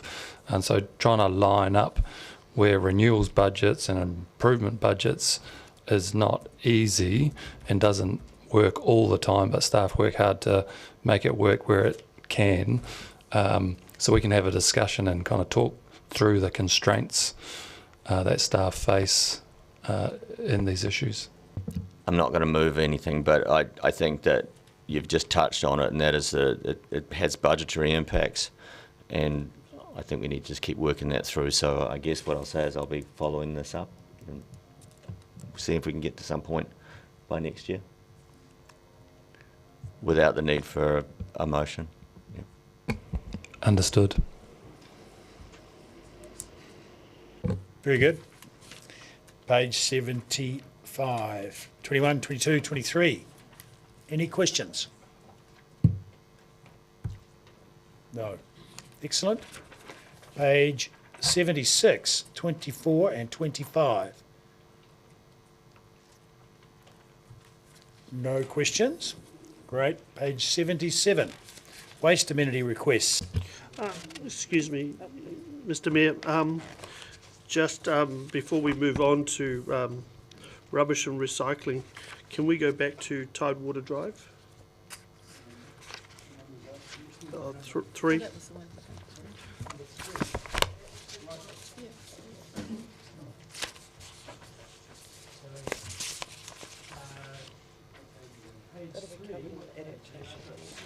'66. Page 66, item number 3. Yep. Are you ready?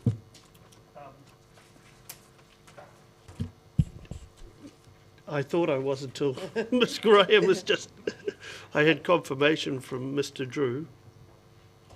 Can we just pause it? We've got another transport. If we could, Mr Mayor, there's another transport one as well that's being worked on. So if we could, we just need a little bit of time at a break to discuss these properly. It's just really hard during a meeting sometimes to get the wording sorted. Okay, so let's just leave that till after lunch. Yeah. Let's just press on to see if we can get some of these other ones tidied up prior to lunch. So back to where we were. Waste amenity requests, items 1, 2 and 3. Deputy Mayor Barker. Sort of links in, well, obviously this is a budget meeting, but I did wonder, and brought this up earlier, how council sets its policy on how the waste levy is invested.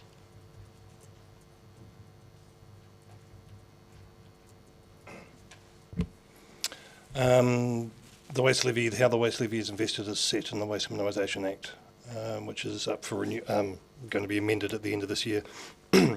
So the Waste Minimisation Act states that council must invest on matters that promote waste minimisation, and it has to be in accordance with the council's WMMP. So I've read the WMMP, and it doesn't say how it's supposed to be invested, e.g. a percentage goes here, a percentage goes there, because I see that we can hold some over for the big projects. So do we need to set a policy in the WMMP on how we invest that waste minimisation levy then? No. The MFE has also signalled that they are coming up with an action and investment plan. So part of the amendment to the Waste Minimisation Act is actually going to be that our WMP will have to have regard to the National Action and Investment Policy. So basically, long story short, there is likely to be direction from central government on how we spend our waste levy. I noted, I think there was a figure of an increase of about $200,000 in the waste levy for the next year. So what is the timing for the national changes and how we can invest it? At this stage, the timing from MFE is that the amended legislation will be available and adopted at the end of 23, or adopted in, legislation changes at the end of 23, adopted in 24 and implemented in 25, and that the action and investment policy is part of that initial work, which will also come in 24. So currently I don't understand how we decide how we invest the waste levy, and if there's an extra $200,000, how are we as council going to decide where we put that waste levy money? At this point, the actual levy, because it has been variable, it's always been an operational decision on the education programs, etc., and services that are supported by the waste levy. I guess this is a question for the Chief Executive. If we would decide to do a governance policy around the waste levy, how would we decide on that? I'm not au fait with the overarching legislation, and so I'd want to understand what that required before I gave advice on what governance might look like. But I'll get that reviewed with that lens, but I can't give advice until that's happened. Rightio. Any other questions? There's item 4 across the page as well. Yes, thank you. On number 2, which is 964846, West Harbour Shared Path, talking about rubbish bins and how much would it cost to put rubbish bins on that West Harbour path? Because at the moment there's one right at the beginning and there's no further all the way along. And if you're taking a dog with you, nobody wants to put a poo bag in the handbag. It's not appealing. So there were people who went along and did put buckets there for a wee while, which they sat there and were getting knocked over and things. But if there were rubbish bins there, it would be really good for people who walk their dog and have some other places to put dog poo. There's not rubbish bins along the actual track. There's one at the beginning. I cycle it every day. Yeah, well, I walk it regularly. So I'm just wondering if we could get more bins and what cost that would be, please. Yeah, yes, an answer to the question. That's one of the tricky ones, actually. The bin at the start, at the end, towards the end, is actually part of my team. My contract with the shared path itself is actually part of the Parks and Reserves contract, so it's not serviced by my team. I don't know if Scott has anything to add on that. So there are several. There are about 4 bins, and we responded to a request from community member a few months ago to install some more. So the trickiness with getting them along the path is access for contractors' vehicles along that shared path. So at access points we can put them in, and we have done. So there is a plan to put more in, is that what you're saying?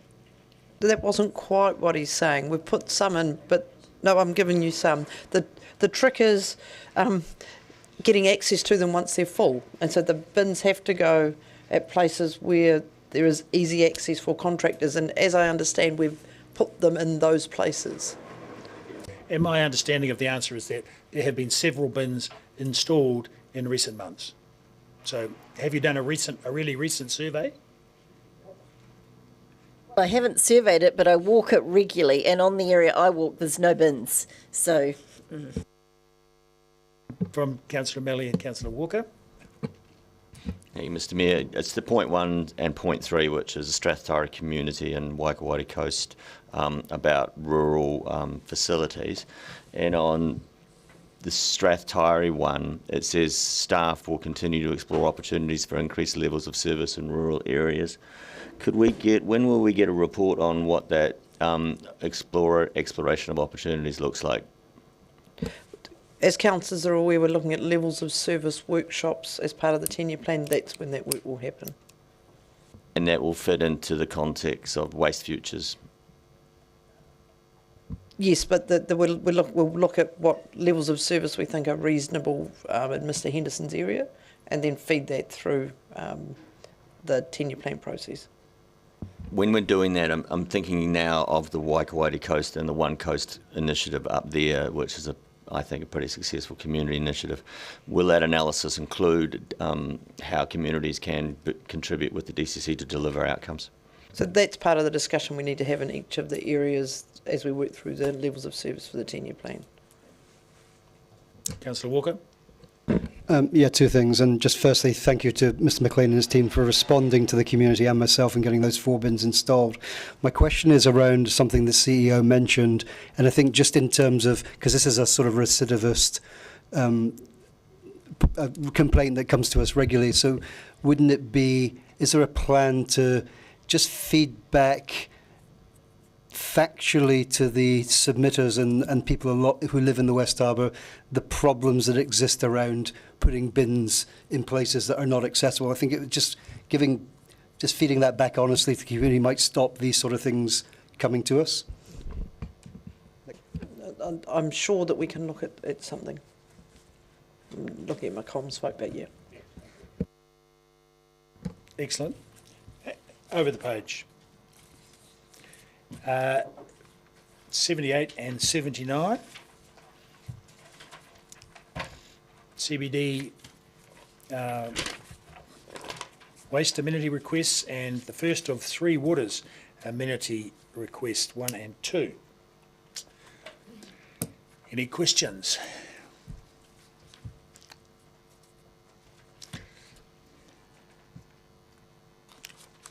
I actually have one. It's to do with the resilience of Port Chalmers, the dams. What is the situation with those? Are they going to be taken out of service? Are they going to be kept going? What is the situation? The status of the dams is being currently assessed alongside the requirements of the Dam Safety Regulations 2022. The dams would only be needed if there was a functioning water treatment plant that the bodies of water would service, and that's the broader question of how the township of Port Chalmers is supplied and the resilience of that supply overall in the metropolitan scheme. Thank you. Councillor Gary. Yes, I have a question about item 1, which is around the WSSA. Can you tell me what's involved in that, generally speaking? It's a broad and thorough assessment of the needs of the community, how water might be supplied to the community, the requirements of the meeting the regulations under the Water Services Act, the yield in terms of how much water is available to serve the community, and the physical characteristics of that, alongside how might the associated wastewater be conveyed and treated and discharged safely to the environment. So a very thorough and comprehensive assessment of all of the requirements, including the funding aspects. Does it go down to the detailed level of, for example, lead fixings on roofs, or the age of a house for water collection, rain harvesting, or the quality of springs and so forth? Possibly not all of the aspects of the items that you've raised, but certainly in terms of quality, yes. The function of all the individual components or aspects of the physical characteristics of the reticulation network, possibly not. And so who does the assessment? Is it independent, or how's it achieved? We will largely do it in-house with our skilled team, but we'll augment that with additional professional services where needed. And does that go to Te Maro Arawai? Is that part of the requirement? Alongside the Local Government Act, yes, it will be submitted to Te Maro Arawai and the Regional Council in terms of what's required of us to meet any regulatory requirements. Am I right in asking, is it every 3 years that's done? No, I think the legislation was changed recently, so it's along the lines of as and when required.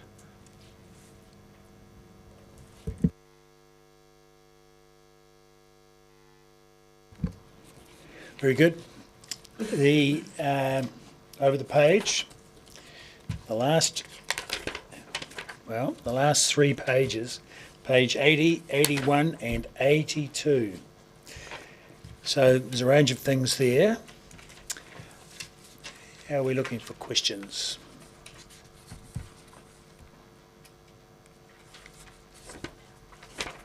Sorry? Yep. All right, we have no questions. Okay, we're going back to Councillor what? Righto. Well, does it not need to be considered as with this item 8? Well, we can leave it. Can- Trudy has got wording Right. So, yeah, to me, there's no motion that needs to be passed because we have considered the requests received, so that's what we've done. So I don't know that there's a motion to finish off the area, so we'll consider. I wish that to get clarification from staff in that process, so if we can leave this item on the table and come back to it, that'd be appreciated. Yep, before we start then on the next item, we'll adjourn for lunch and come back at 1 o'clock. Seconded, Councillor Lofiso. All those in favour say aye. Against? Carried.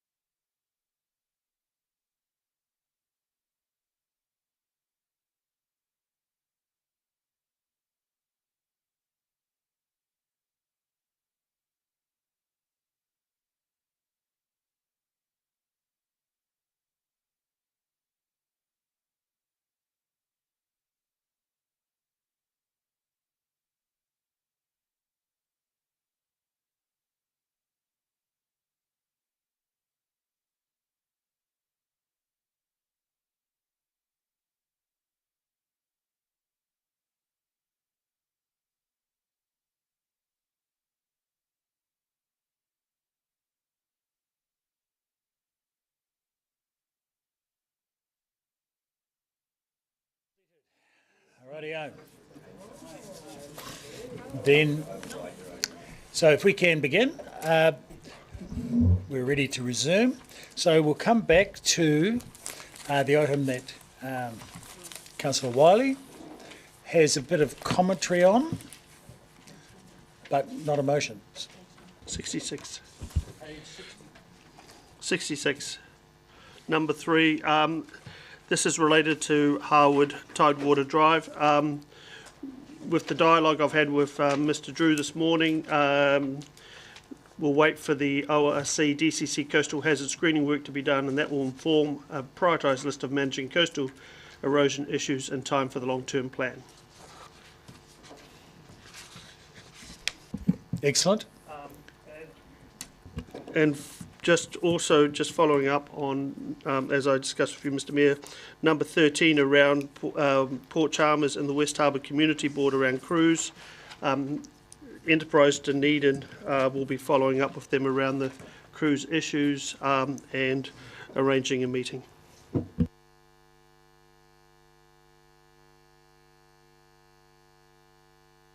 Excellent.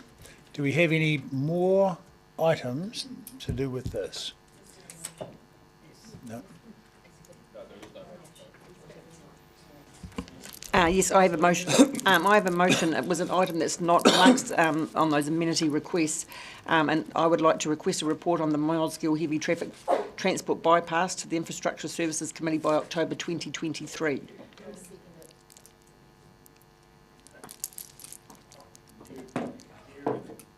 Here it is. Are there any questions on this motion?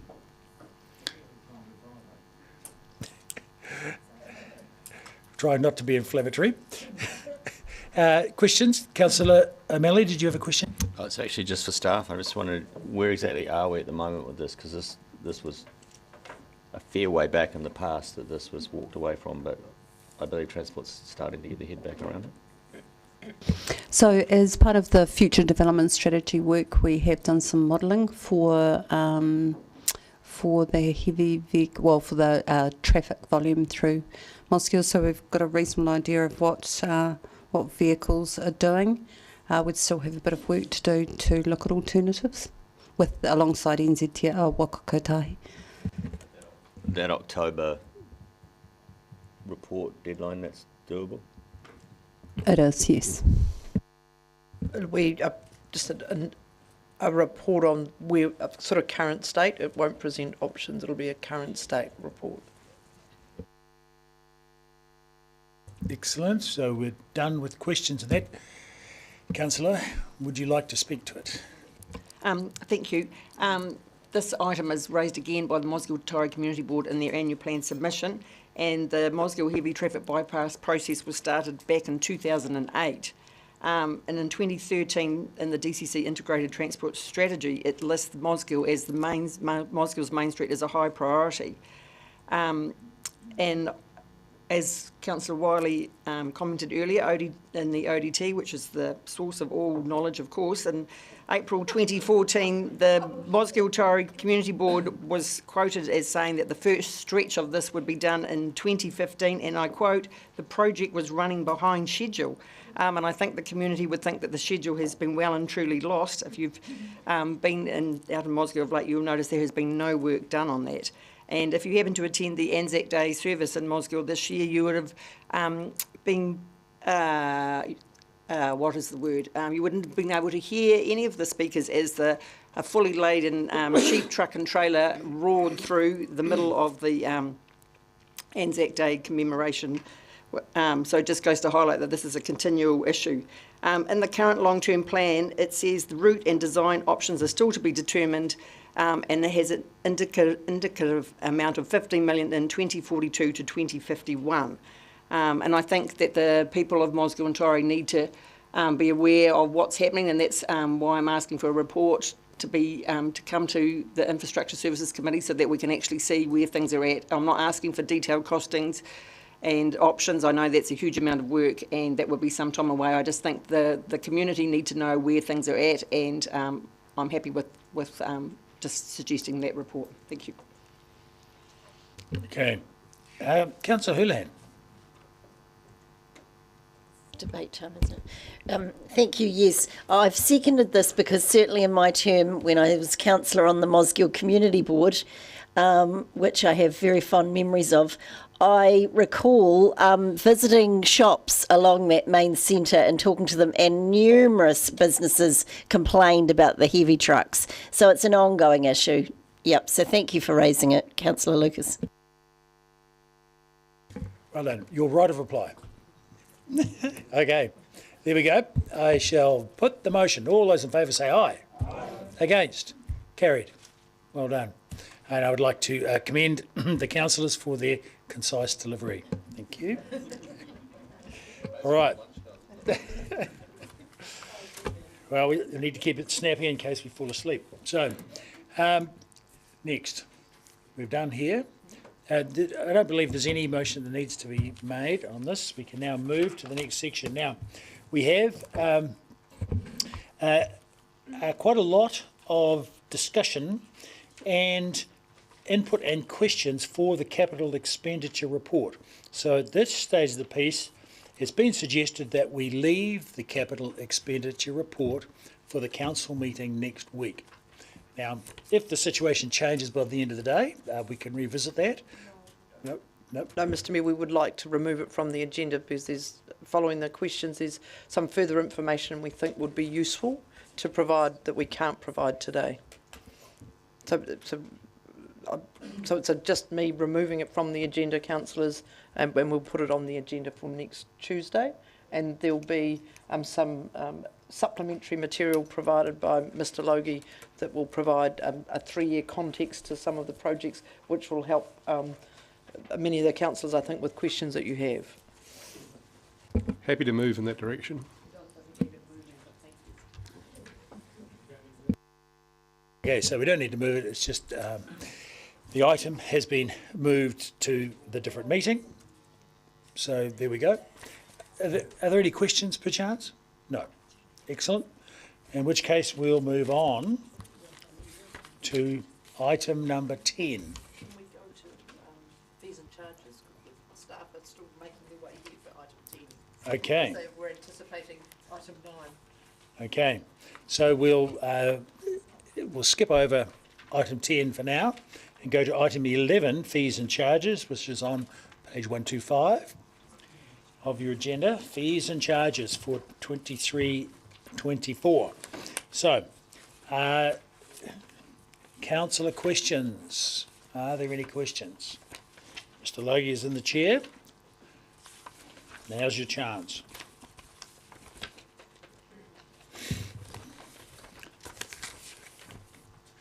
Councillor Mahan.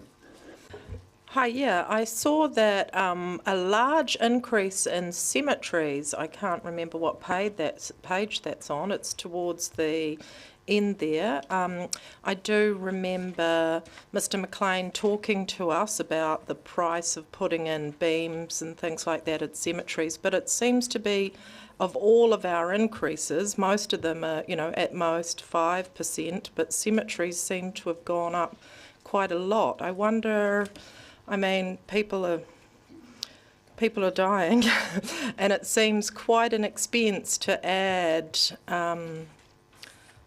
Is there an explanation for the increase?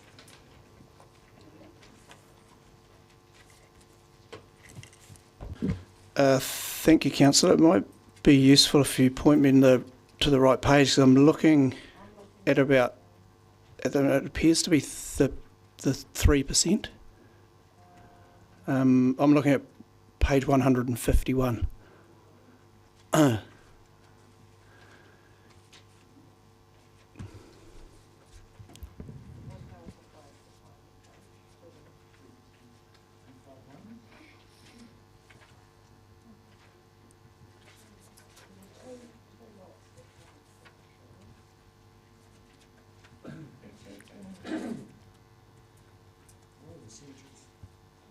All of the cemeteries. So yes, it's a 3% increase, but that equates to $75, 151, $75 on burial rights, $100 on exhumation, etc. Why is it just a standard 3% increase across all cemeteries?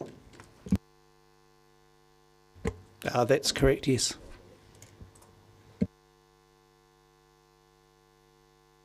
Maybe can I just remind councillors that these tables, other than the 2 or 3 examples that we've talked about in the report, is as what was presented in February and was part of the consultation. Deputy Mayor Barker. I just have a question that we run the cemeteries on a 100% cost recovery, is that correct? Or is it just crematoriums? That's just the crematorium.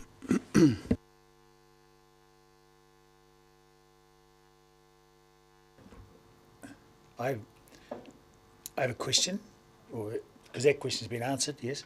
I have a question about motorcycle parking up the main street, because when I've had a question from a constituent talking about that, and that if you park a motorcycle on the main street and a motorcycle takes up much less space than a car, you can get probably 6 on a park in the space of a car, but each one is required to pay individually. And typically in the past it has been free for motorcycles because they take up so much less room in the inner city. And so the question was, why have the charges now gone from free for very small footprint vehicles to excessive for very small footprint vehicles?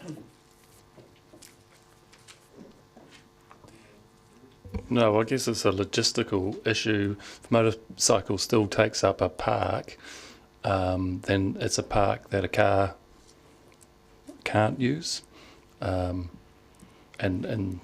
that's the only reason. And if there's 2 motorcycles, which one pay? If you said they only have to pay once, which one pays and which one doesn't? You have 3 or 4 motorcycles, then each one, so you're getting 4 times the revenue for the park with having motorcycles. Is that right? Correspondingly, if there was only 1 in the park, then you're only getting the same as what you would have got.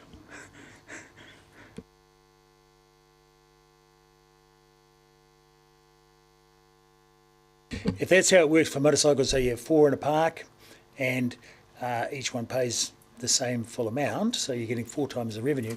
When we have a cycle park, you'll have a similar proportion of revenue for a park spot. You know, if we put in a hub, then it'll cost a similar kind of amount for a cycle. Sorry, just to clarify, you're talking about parks dedicated to motorcycles or about motorcycles using parks for a car? The question was about motorcycles parks dedicated to motorcycles. Or that's my interpretation. I haven't got it on my screen, unfortunately.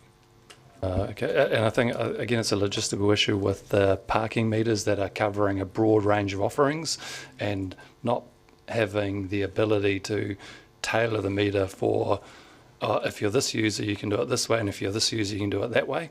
So it's more a logistical issue.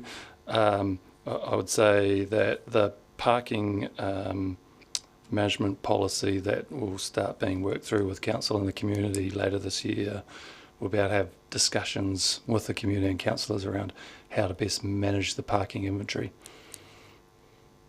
Wonderful, that's good. That, you know, a report for the long-term plan would be ideal. That's what we need. Councillor Vandevers. I'm very glad to see that the temptation to raise all the fees has been strongly resisted, especially since we have considerable inflation. But looking at parking, if we go to page 144, and we look at inner zone and outer zone for the city, it's up 16.7%, outer zone up 42%. If we go to the station, it's up 40%. If we go to Thomas Burns car park, it's up 40%. York Place up 19%.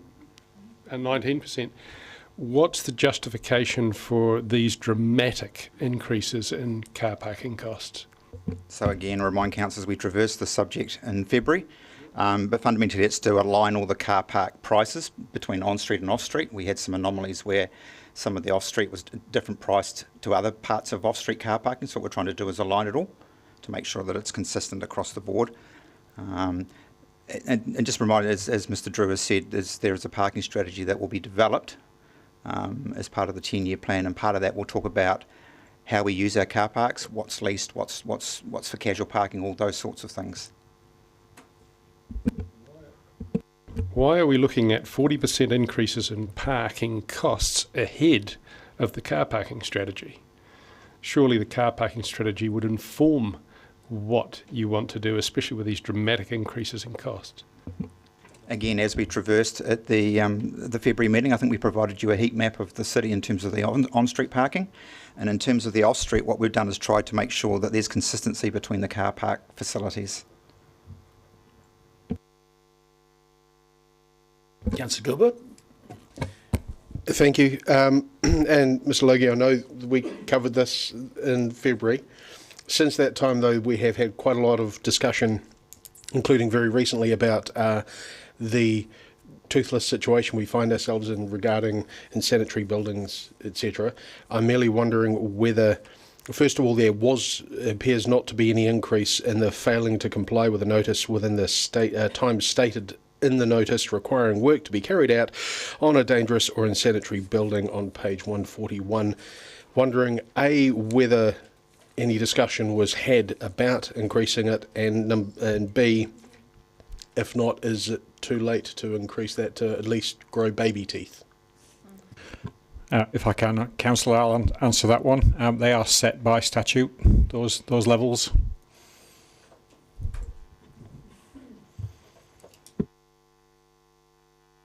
Councillor Lucas.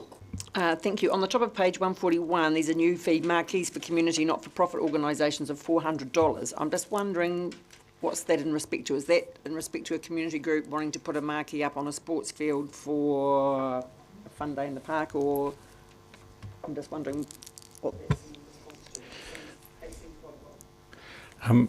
Yep, again, I'll pick that one up. It related to, we had a number of community requests, and the marquee costs were standard charges based on the hourly rate that building consenting and inspections, and so for the community groups, we decided to in effect reduce that fee for that group of people. So it's a cheaper building consent in effect. So it's not for a temporary marquee, say, if I'm at Peter Johnson Park last Sunday for the seven-a-side sports tournament and I put up a marquee for that. It's not for that I've provided my own marquee. Correct. It's more of so the Scouts or some type of community-based event that is putting up a sizable marquee that requires building consent. That would have to go through the consenting process, and we've decided to put a fixed fee, or subject to the council's approval, a fixed fee in for that. It was in response to, I was getting a number of letters when the bill got sent to them asking to exercise a right of waiver. So rather than having all of that additional administration, just getting it right at the very start. Councillor Gary. Mr Logie, I know that this was covered.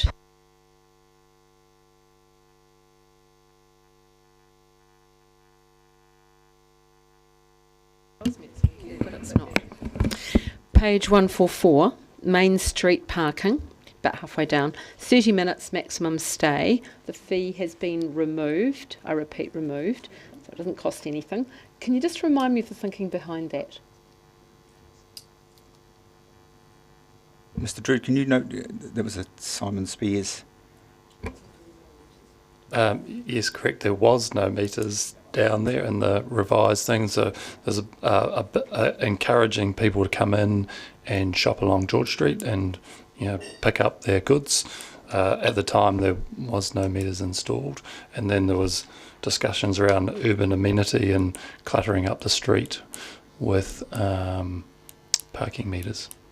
So extended that through to part of Princess Street in terms of equity. And so I'm assuming, Mr Drew, that also part of that is turnover of parks. Thank you. Thank you for that reminder. We appear to have covered all the questions.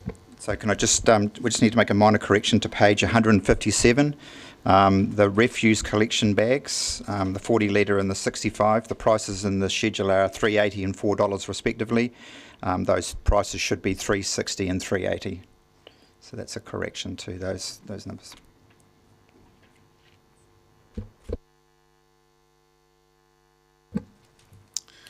Alrighty. So,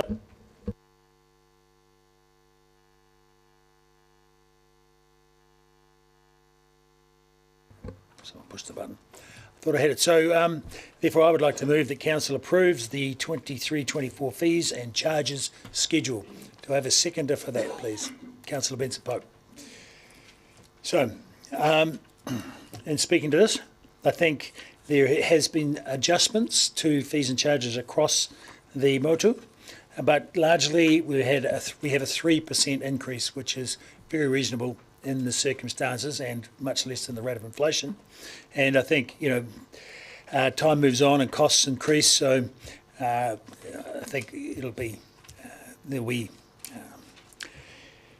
we'll probably be a little bit worse off for that with only a 3% increase. However, things will balance up across the city, and to me, the charges do seem fair and reasonable. There is constant community input into them, so what the community says to us about these things is taken into account, just as we've heard as far as the large marquee goes. Would anyone else like to speak to it? Councillor Walker. Yeah, I just want to keep up a tradition, because we never talk about our fees and charges without diving into the parking debate.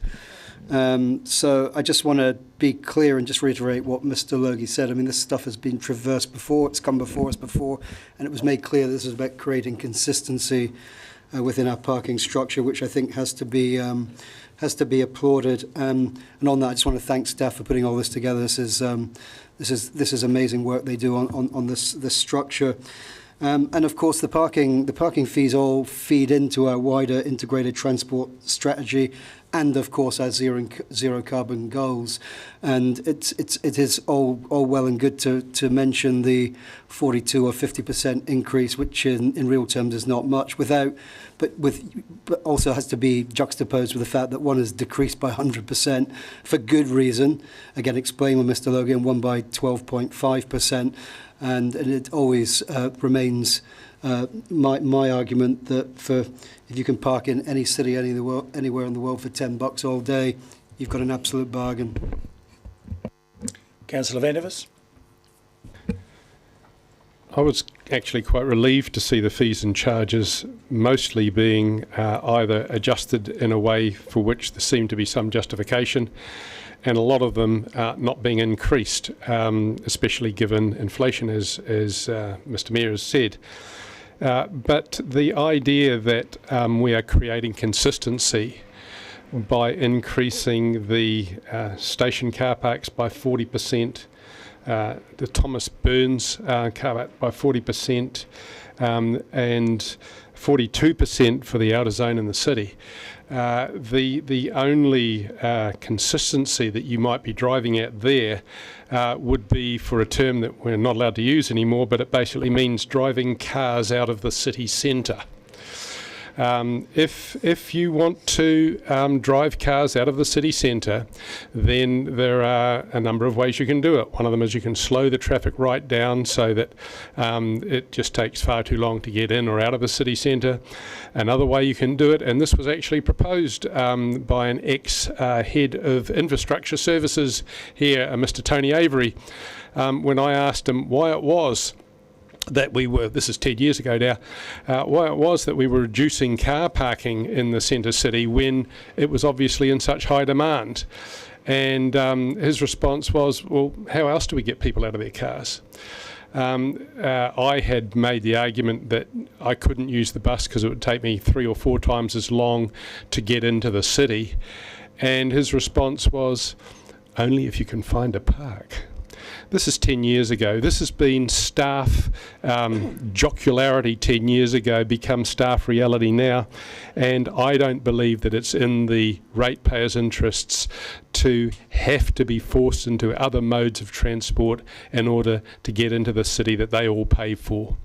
So I would have liked to have voted for this fees and charges regime. I think mostly it's good, but all these 40% increases in parking charges is something that I would like to be able to vote against separately, but probably won't get given that option, so I will just have to simply vote against the whole thing. But that's the only real issue that I have here for a change, and thank you. Rightio, we have no further speakers.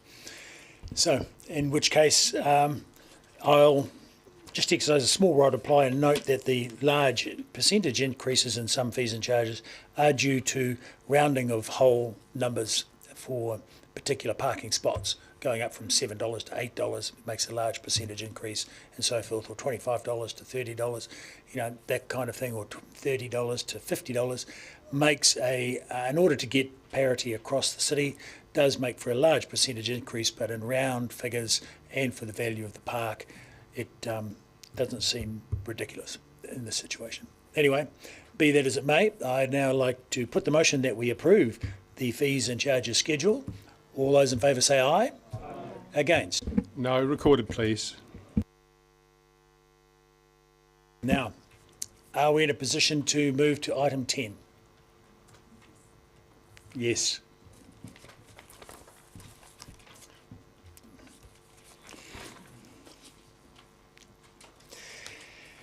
So, item 10 is about the submissions, the summary of submissions on the annual plan, page 106. And so we, questions. Do we have questions for Ms. Yes, Deputy Mayor Barker. Thank you, Mr. Mayor. I looked through all the submissions and I noted, well, I wonder, the question is, were there any on the rates rise?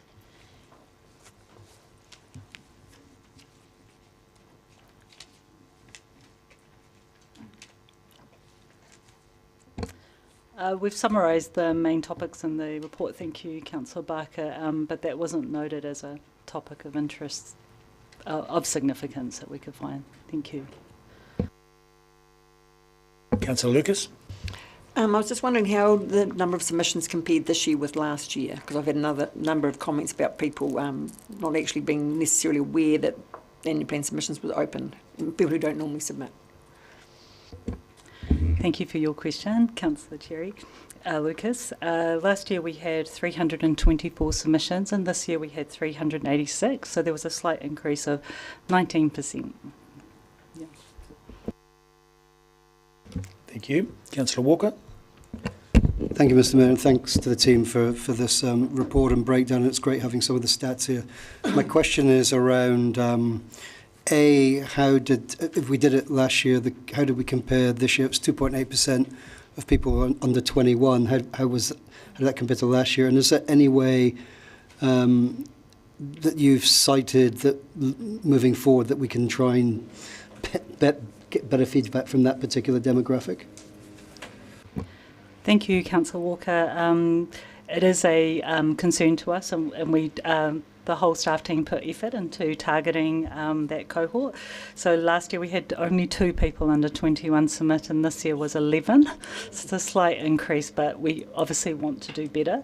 And in terms of the 21 to 30 years demographic, that was up 31%. So we're trying, and we're hoping with the engagement around long-term plan, we can also foster more engagement overall. Thank you. Just that, although you did, it's a very large percentage increase in the younger demographic. Councillor Fiso. Tēnā koe, Mr. Mayor, tēnā kōrua, and thank you both and your teams for this mahi, this ongoing mahi. Forgive my ignorance and lack of concentration over the last few years, but you had 3 weeks for the consultation period. Is that usual? And from your perspective and wisdom, would you advise a longer consultation period for future annual plans? I'll offer an overarching comment before Gina offers a specific one. So this was engagement. So we weren't required to do formal consultation. Formal consultation has a statutory requirement that is 20 working days. So because we were engaging, we didn't have to use the statutory requirement. For the 10-year plan, for example, we'll use at least the statutory requirement, if not longer.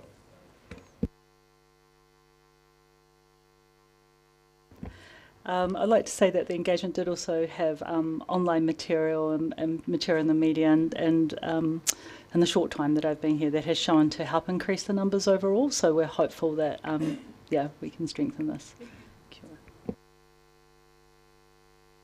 Oh, Councillor Fiso. Oh, Councillor Lucas. I'm just conscious of submitter weariness, shall I say that, and I'm aware that we're wanting to go out and getting feedback on a lot of plans going forward. Do you think that's already coming into play, and how are we going to address that in the future?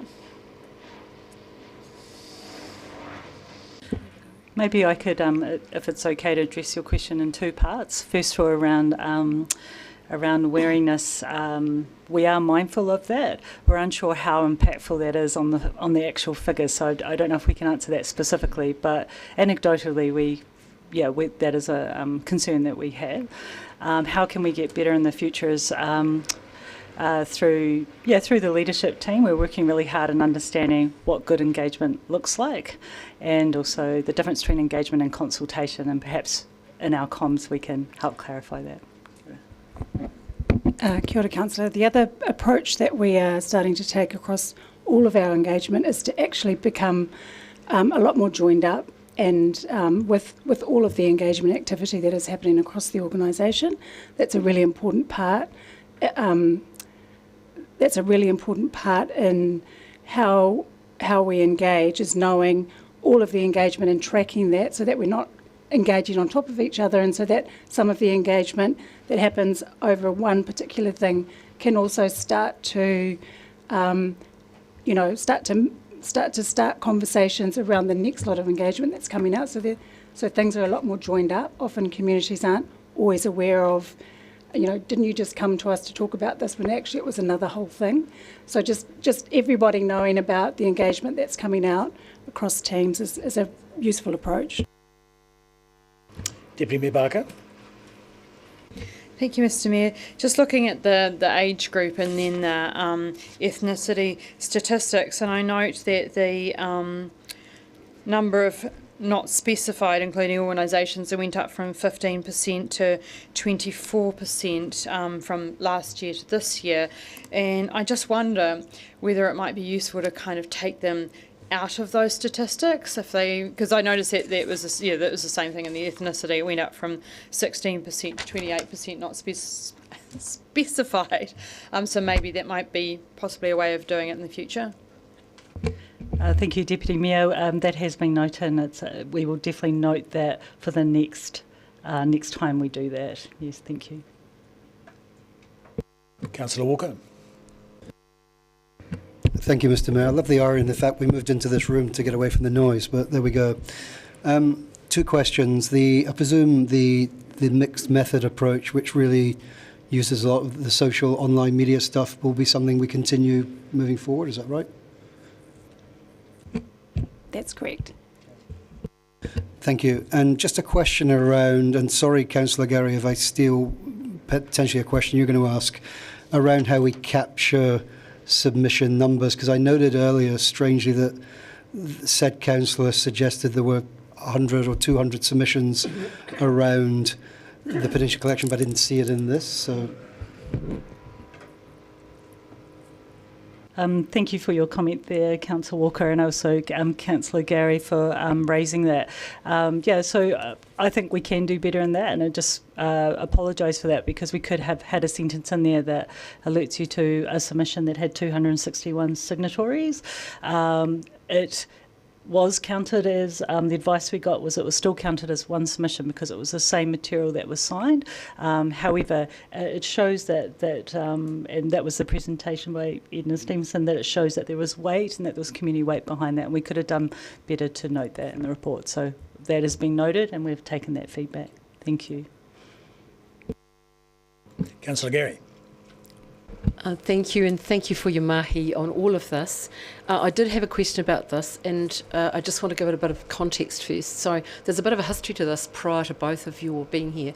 A consultation quite a long time ago where every child in one of the Peninsula schools submitted, and we were devastated to find out that it was counted as one, the whole group. So the question was asked, what next? So the next time, the children came and personally presented to the then Mayor Cull, and it was all sorted and they were counted individually. So Mrs. Stevenson was going on that, and I think there was a slight misunderstanding in that perhaps they should have been brought in at the time. But I just want to make the point around, I don't know what the internet connection's like there at the moment, but it historically hasn't been great.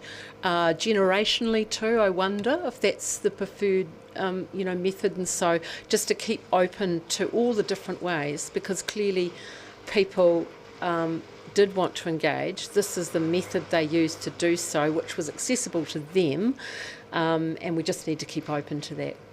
But it's just a misunderstanding. Thank you, and that feedback is definitely noted. Thank you. Councillor Mahan. Thank you, Mr. Mayor, and thank you for your mahi, Gina and the team. I just see that we had 500 social media engagements, but they are not included or considered as submissions in the draft plan. Do we need to formalise the social media aspects so that those are captured in a short snapshot form of engagement? Is there a way?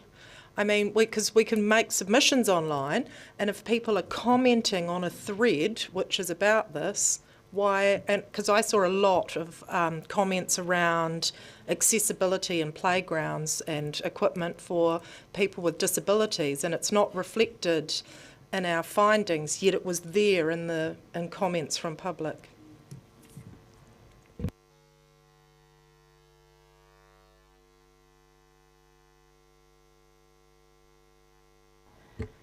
So thank you for the question. When I raised it with my team to discuss further, if we had asked a specific question around engagement, which we didn't do, this was just consultation per se, we would have captured that as submissions. But given that we didn't have questions for the public, like we did, say, in an LTP process, it wasn't captured. Now that's something also that we're working on moving forward with Gina's team, so that we can provide a greater understanding of what people do when they view online material around our planning processes and where they go with that. Do they go through to the website and therefore onto a formal submission, or are we looking at the notion that what they comment in our open Facebook post, for example, is in their mind a submission?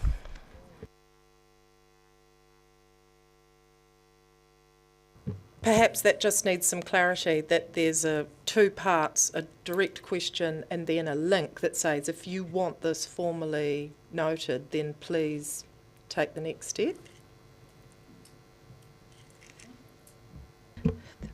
I think we've been, that's what we've been wrestling with, is that question, and also the challenge of how perhaps young people might see that their post should count. So we're trying to balance that concern, and I think with the upcoming engagement around the long-term plan, it's a great opportunity to perhaps resolve that.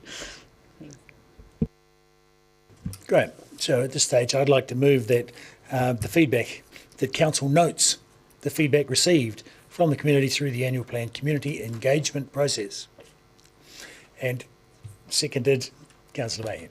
So in moving this, I'd like to note myself that 10,700 times the Future of Us website was visited during this process, but only 386 submissions were made. So in other words, a lot of people are visiting the site, and by inference, a good number of them are happy enough with what they've seen. There have been, a substantial amount of social media comments, but in the future we'll be noting them, perhaps more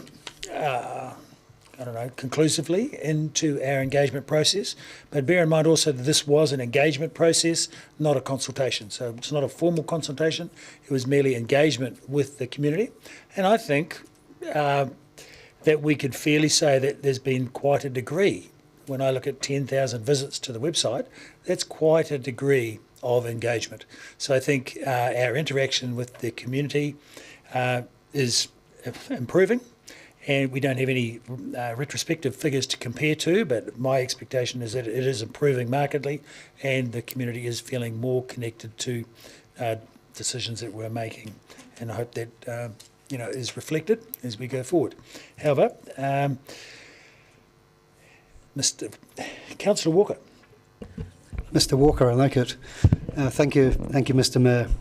As ever, I just want to put on record, I'm sure on behalf of all of us, actually, appreciation and thanks to all staff involved in the annual plan community engagement process.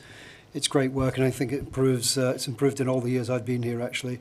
And related to my question, after last year, I was really delighted to see the mixed method approach was adopted once again, which incorporates some of our traditional ways of consulting, tried and trusted methods, together with online digital content and use of the many and varied social media platforms, which of course attempts, I guess, to capture input from a greater diversity of our community, particularly youth, Māori and Pacifica. And hopefully after analysis again this year, we can continue to look at any methods of making sure we capture as much of a cross-section of our community as possible in all future annual plan and or long-term plan processes. There was no real surprises for me amongst the subjects highlighted by the majority of submitters. Te Hura Otago Museum with majority, not forgetting, of course, the Peninsula Connection, followed by those supporting more cycleways, particularly the Tunnels Trails project, and of course around continued need to create safer cycling routes as this form of transport continues to grow rapidly around the city and not before time. It also interests me each year to see some of the feedback from some of the lesser submitted topics. For example, the Council received 23 submissions relating to the design and implementation of the retail quarter work in George Street, with 22 submissions in support of this project. I think this is a testament to the work of previous mayors and previous councils, and of course the DCC staff at the heart of this project, and not forgetting the fabulous teams working there every day on the ground, completing this high-level work, which will be a fantastic addition to this city's landscape. Let's not also forget the 31 submissions commenting on live music, all of which were concerned about the ongoing viability of live music venues within the city. Again, the work of our staff, the staff are carrying out with the Save Dunedin Live Music Group. It has to be applauded, actually, but let's not lose sight of the many submissions highlighting the importance of music to the city's vibrancy as this work progresses. And it's great also to see 8 submissions supporting our zero carbon work programme. But with only 2.8% of our submissions from those aged under 21, I have very little doubt that the number of submissions related to our work on climate change resilience would rise massively, no pun intended, if we could engage with our younger community more effectively. And whether we like it or not around this table, the effects of our changing climate will be a key feature of pretty much everything else we do as a council moving forward. It will have a say on how we design our roading, our transport and urban design. It will have effects on our parks, playgrounds, sports fields and tracks, our tourist sector, and absolutely, of course, on our infrastructure. The list goes on. So we cannot lose focus around the immense amount of work we need to do in the climate change space. To do so, I think, is for us to fail as governors. So in closing, once again, I thank all of the staff in all departments for feeding into yet another successful and well-run annual plan process. And as far as I'm concerned, you all deserve a very big pat on the back. Thank you. Councillor Gary. Thank you, Mr. Mayor. And I was a little alarmed to hear you say it was merely engagement, because I think engagement with our community is something we've talked about from the start of the triennium, and it's a particularly important aspect of this process.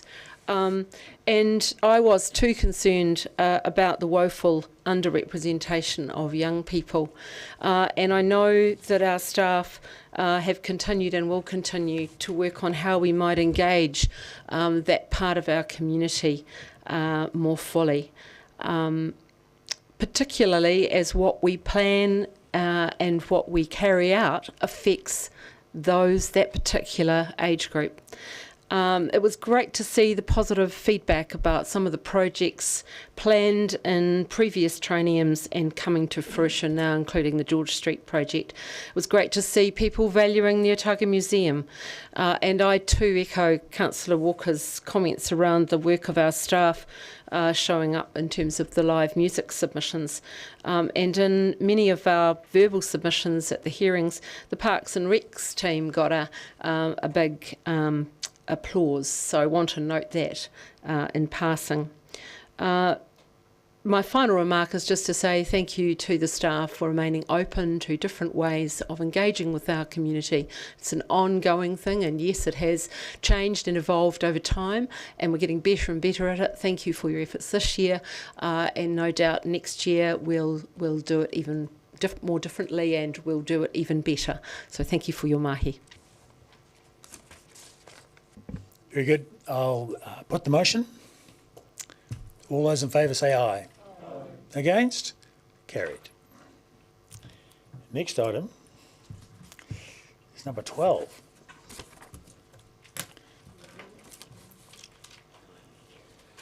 So this is completion of annual plan deliberations and decision making. Golly. Ms Graham will speak to the report. And so we can, I've checked with staff, we can complete this part because it's about the resolutions and things that have happened at this point in advance of the decisions that you will take around the capital budget at the council meeting in a week's time. The thing we need to add into this is for council to give direction on how they wish to pay for the increases that have been added to the budget, the $141,000 for the Otago Museum, and so we need some direction on how you wish to fund that as part of any resolution you make here. So my understanding is there are two choices for that. You can, yes, you can add it to rates because it's additional expenditure on the budgets, or you can have it as unfunded and it simply drops to the bottom line and it would affect the deficit. We have some questions on that. Councillor Vanovitz.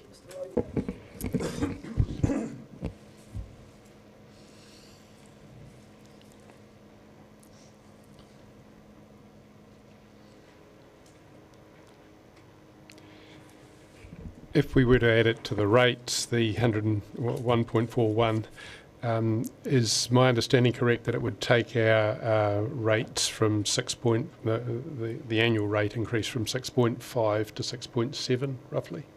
No, closer to 6.6. Sorry, that would be 6.5.7 then.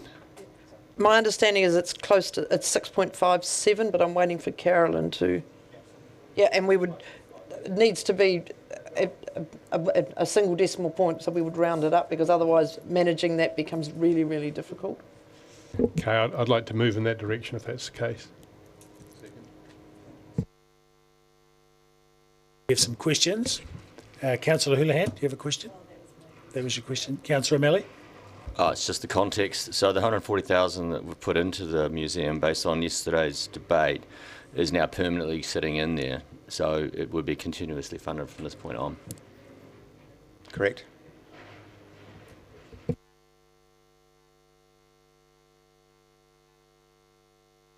With no more questions. Okay, so in that case, we have a mover and a seconder. Are there any questions about the motion? Can we, excuse me, can we just get a motion framed up on the screen? Have you done? No. So if you give me 2 seconds, I'll work with staff just to get a motion up there that gives effect to what I think has been asked for. So 2 seconds.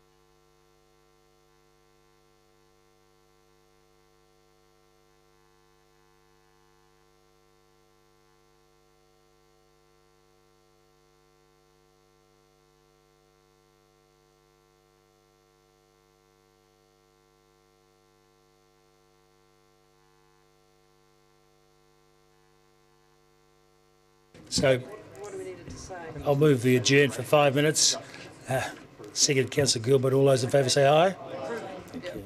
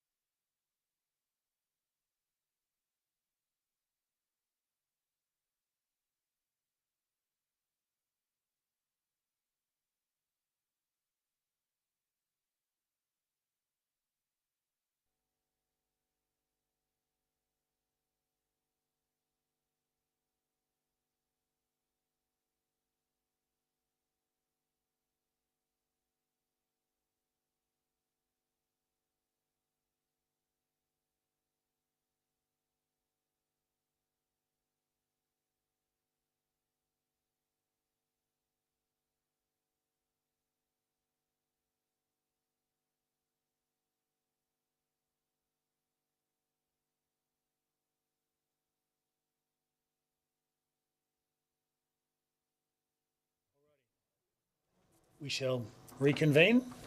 Are we ready?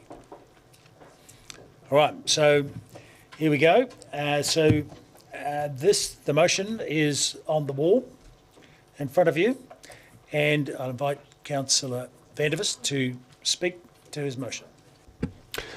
I have the rare pleasure of actually proposing a motion for a rates increase that I can live with. There haven't been ones that I could live with in the past, largely because inflation wasn't running at anything like our rates increase. We were typically 2 or 3 times over it. This time we actually scrape under it, which I think is really quite good.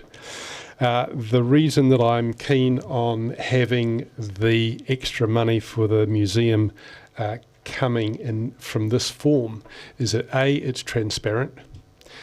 People knew we had 6.5. They know that the main reason we've got 6.6 now is because we're having to step in where the government haven't with the museum. And there've been some helpful articles in the media regarding that.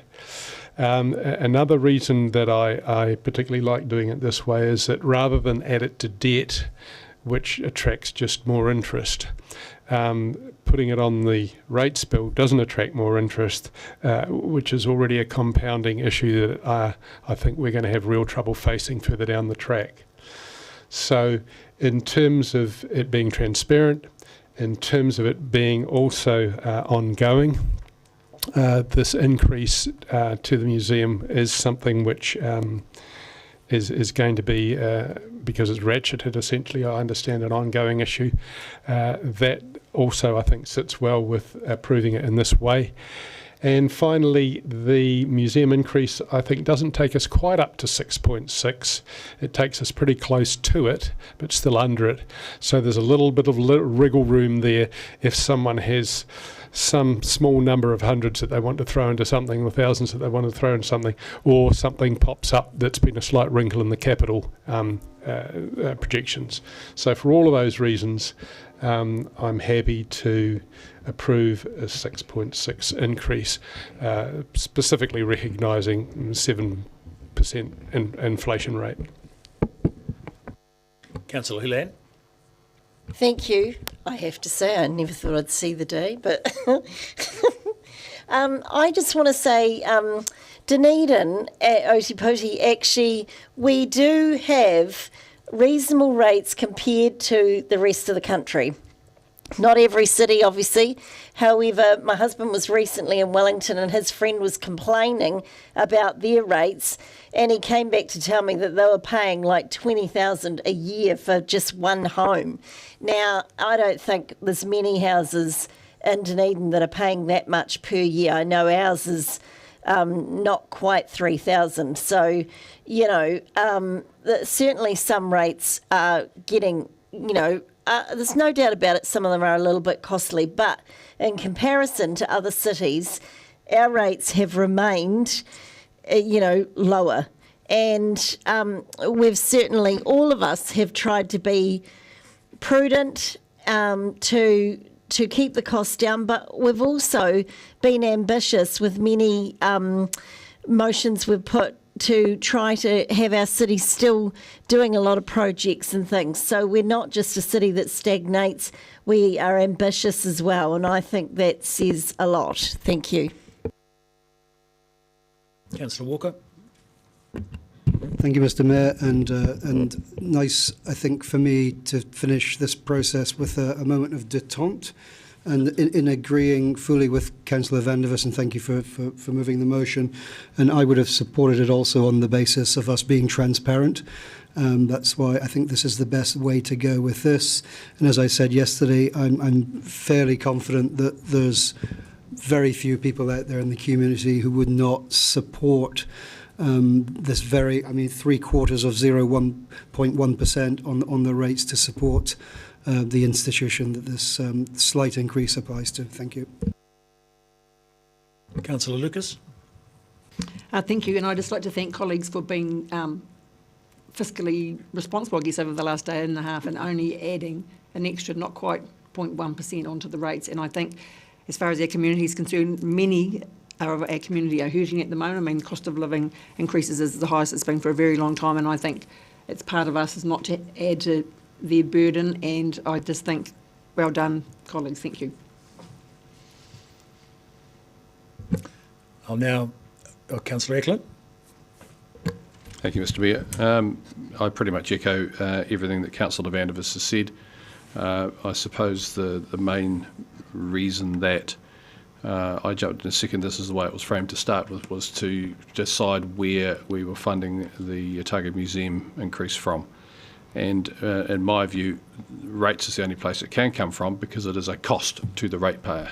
And nobody should ever be fooled about that, because it's not as if it's a $141,000 gift, if you like, or a one-off payment. This is ongoing, and it's added to the $4.8 million that was paid in the levy to the museum from last year. So, yeah, the museum does cost the city a lot of money.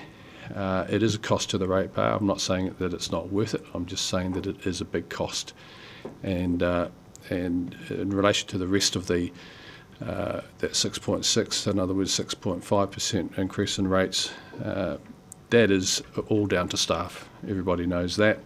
When we've got 7% inflation, and obviously that inflation impacts on pretty much everything that council does, and interest rates going up the way that they have, to have found savings to keep us at a total 6.6% rate increase is absolutely sterling. So congratulations. Councillor Gary. Thank you, Mr Mayor. And I'm not sure that I can speak in detail about the reason for the extra 1%, given I have a conflict of interest around that particular issue. So I'll speak more generally.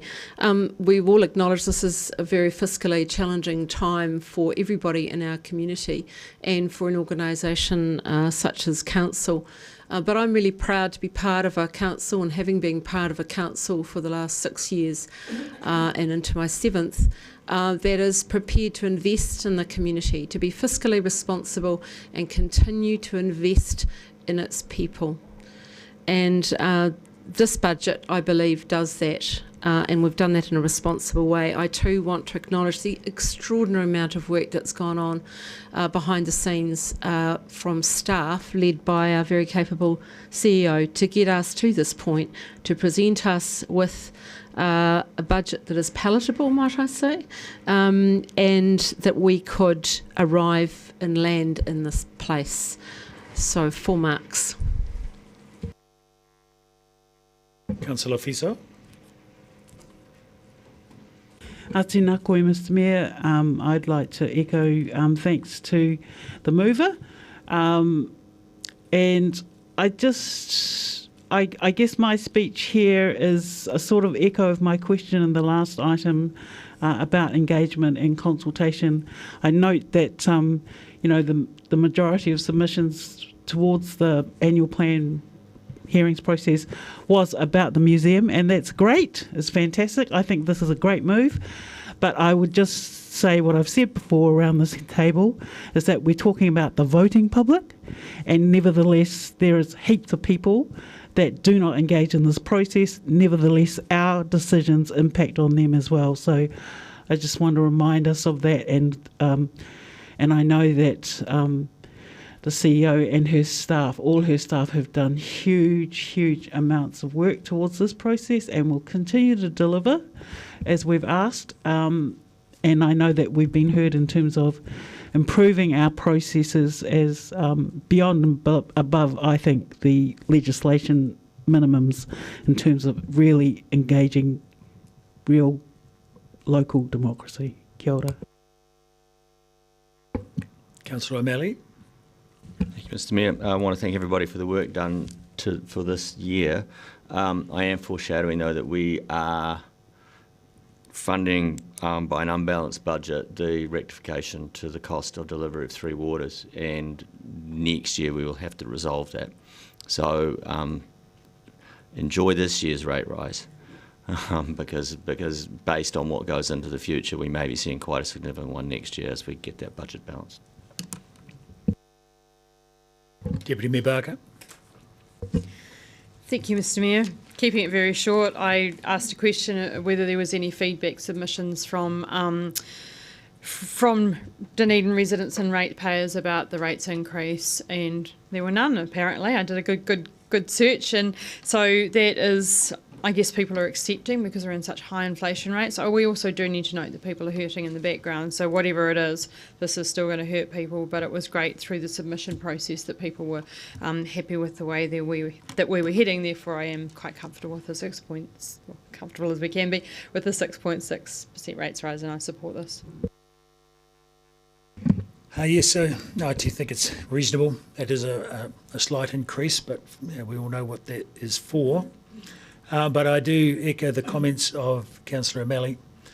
We have deferred the problem because of the three waters and an unbalanced budget. So, but a lot of with that, all things being equal, a lot of debt will move off the council books for next year, and we'll be in quite a new environment as we try and as we strive to come up with balanced budgets that are sustainable into the future in that very new environment. So that'll be a challenge that we'll worry about hopefully we'll have some more certainty when it comes to the long-term plan time, and we'll certainly have a swathe of reports that will help us make those decisions, but we may have to allow some more time for the decision making in the light of what we've done this time.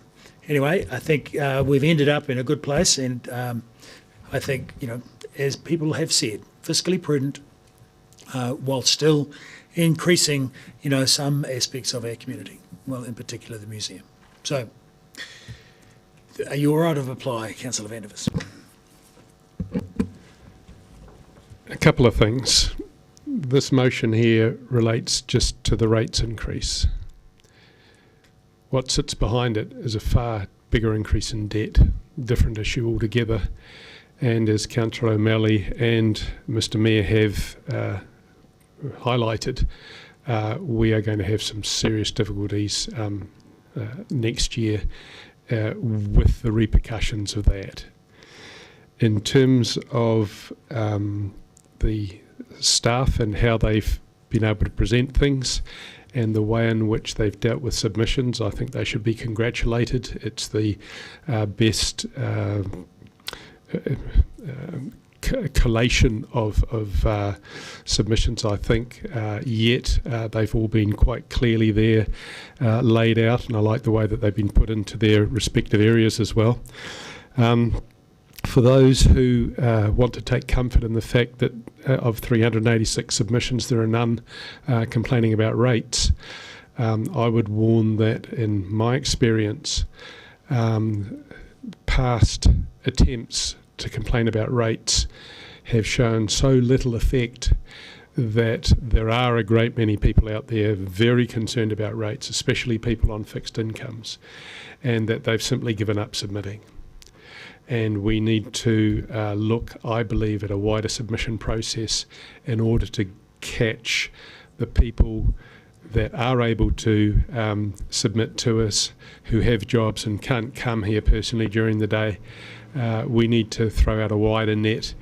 And I've mentioned the possibility before of actually putting out some mini non-binding referendums, perhaps with the FYI or whatever, in order to catch a wider range of people for the submissions process. But thank you very much to the staff for dealing with it in the way that they have.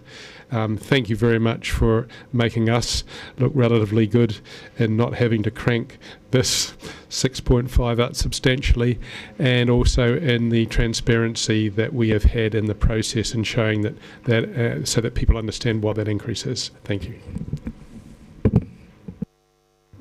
I'll now put the motion. All those in favour say aye. Aye. Against? Carried. And yes.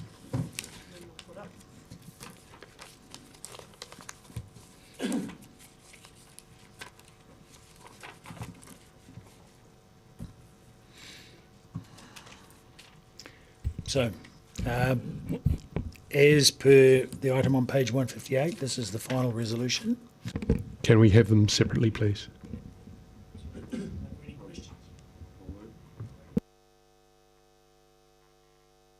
Moved Councillor Ackland. Is there a seconder for this? Councillor Walker. Right. Are there any questions, firstly? No. Okay. So Councillor Eklund, would you like to speak to it? No. Would anyone like to speak to it? No. So we want to take these separately, so no one's got anything to say. Okay, so in that case, I'll ask, I'll just take them separately as per the 4 parts. So firstly, A and B is separate? Okay. So firstly, A, that council approves staff comments for feedback topics as shown in the consultation database or as amended during annual plan decision making for the purposes of providing feedback, inclusion in the plan and further follow-up. All those in favour say aye. Aye. Anyone against? Carried. Secondly, the council approves the changes to draft 23-24 budgets resolved at this meeting for inclusion in the annual plan and for adoption by the council on 27 June 23. All those in favour say aye. Aye. Against? No. Record it, please. There we go. So, and that is that. So the remaining paper that we talked about earlier will be in the council meeting next Tuesday. And despite all expectations to the contrary, we have actually finished early instead of late into the night. Anyway, thank you and goodbye.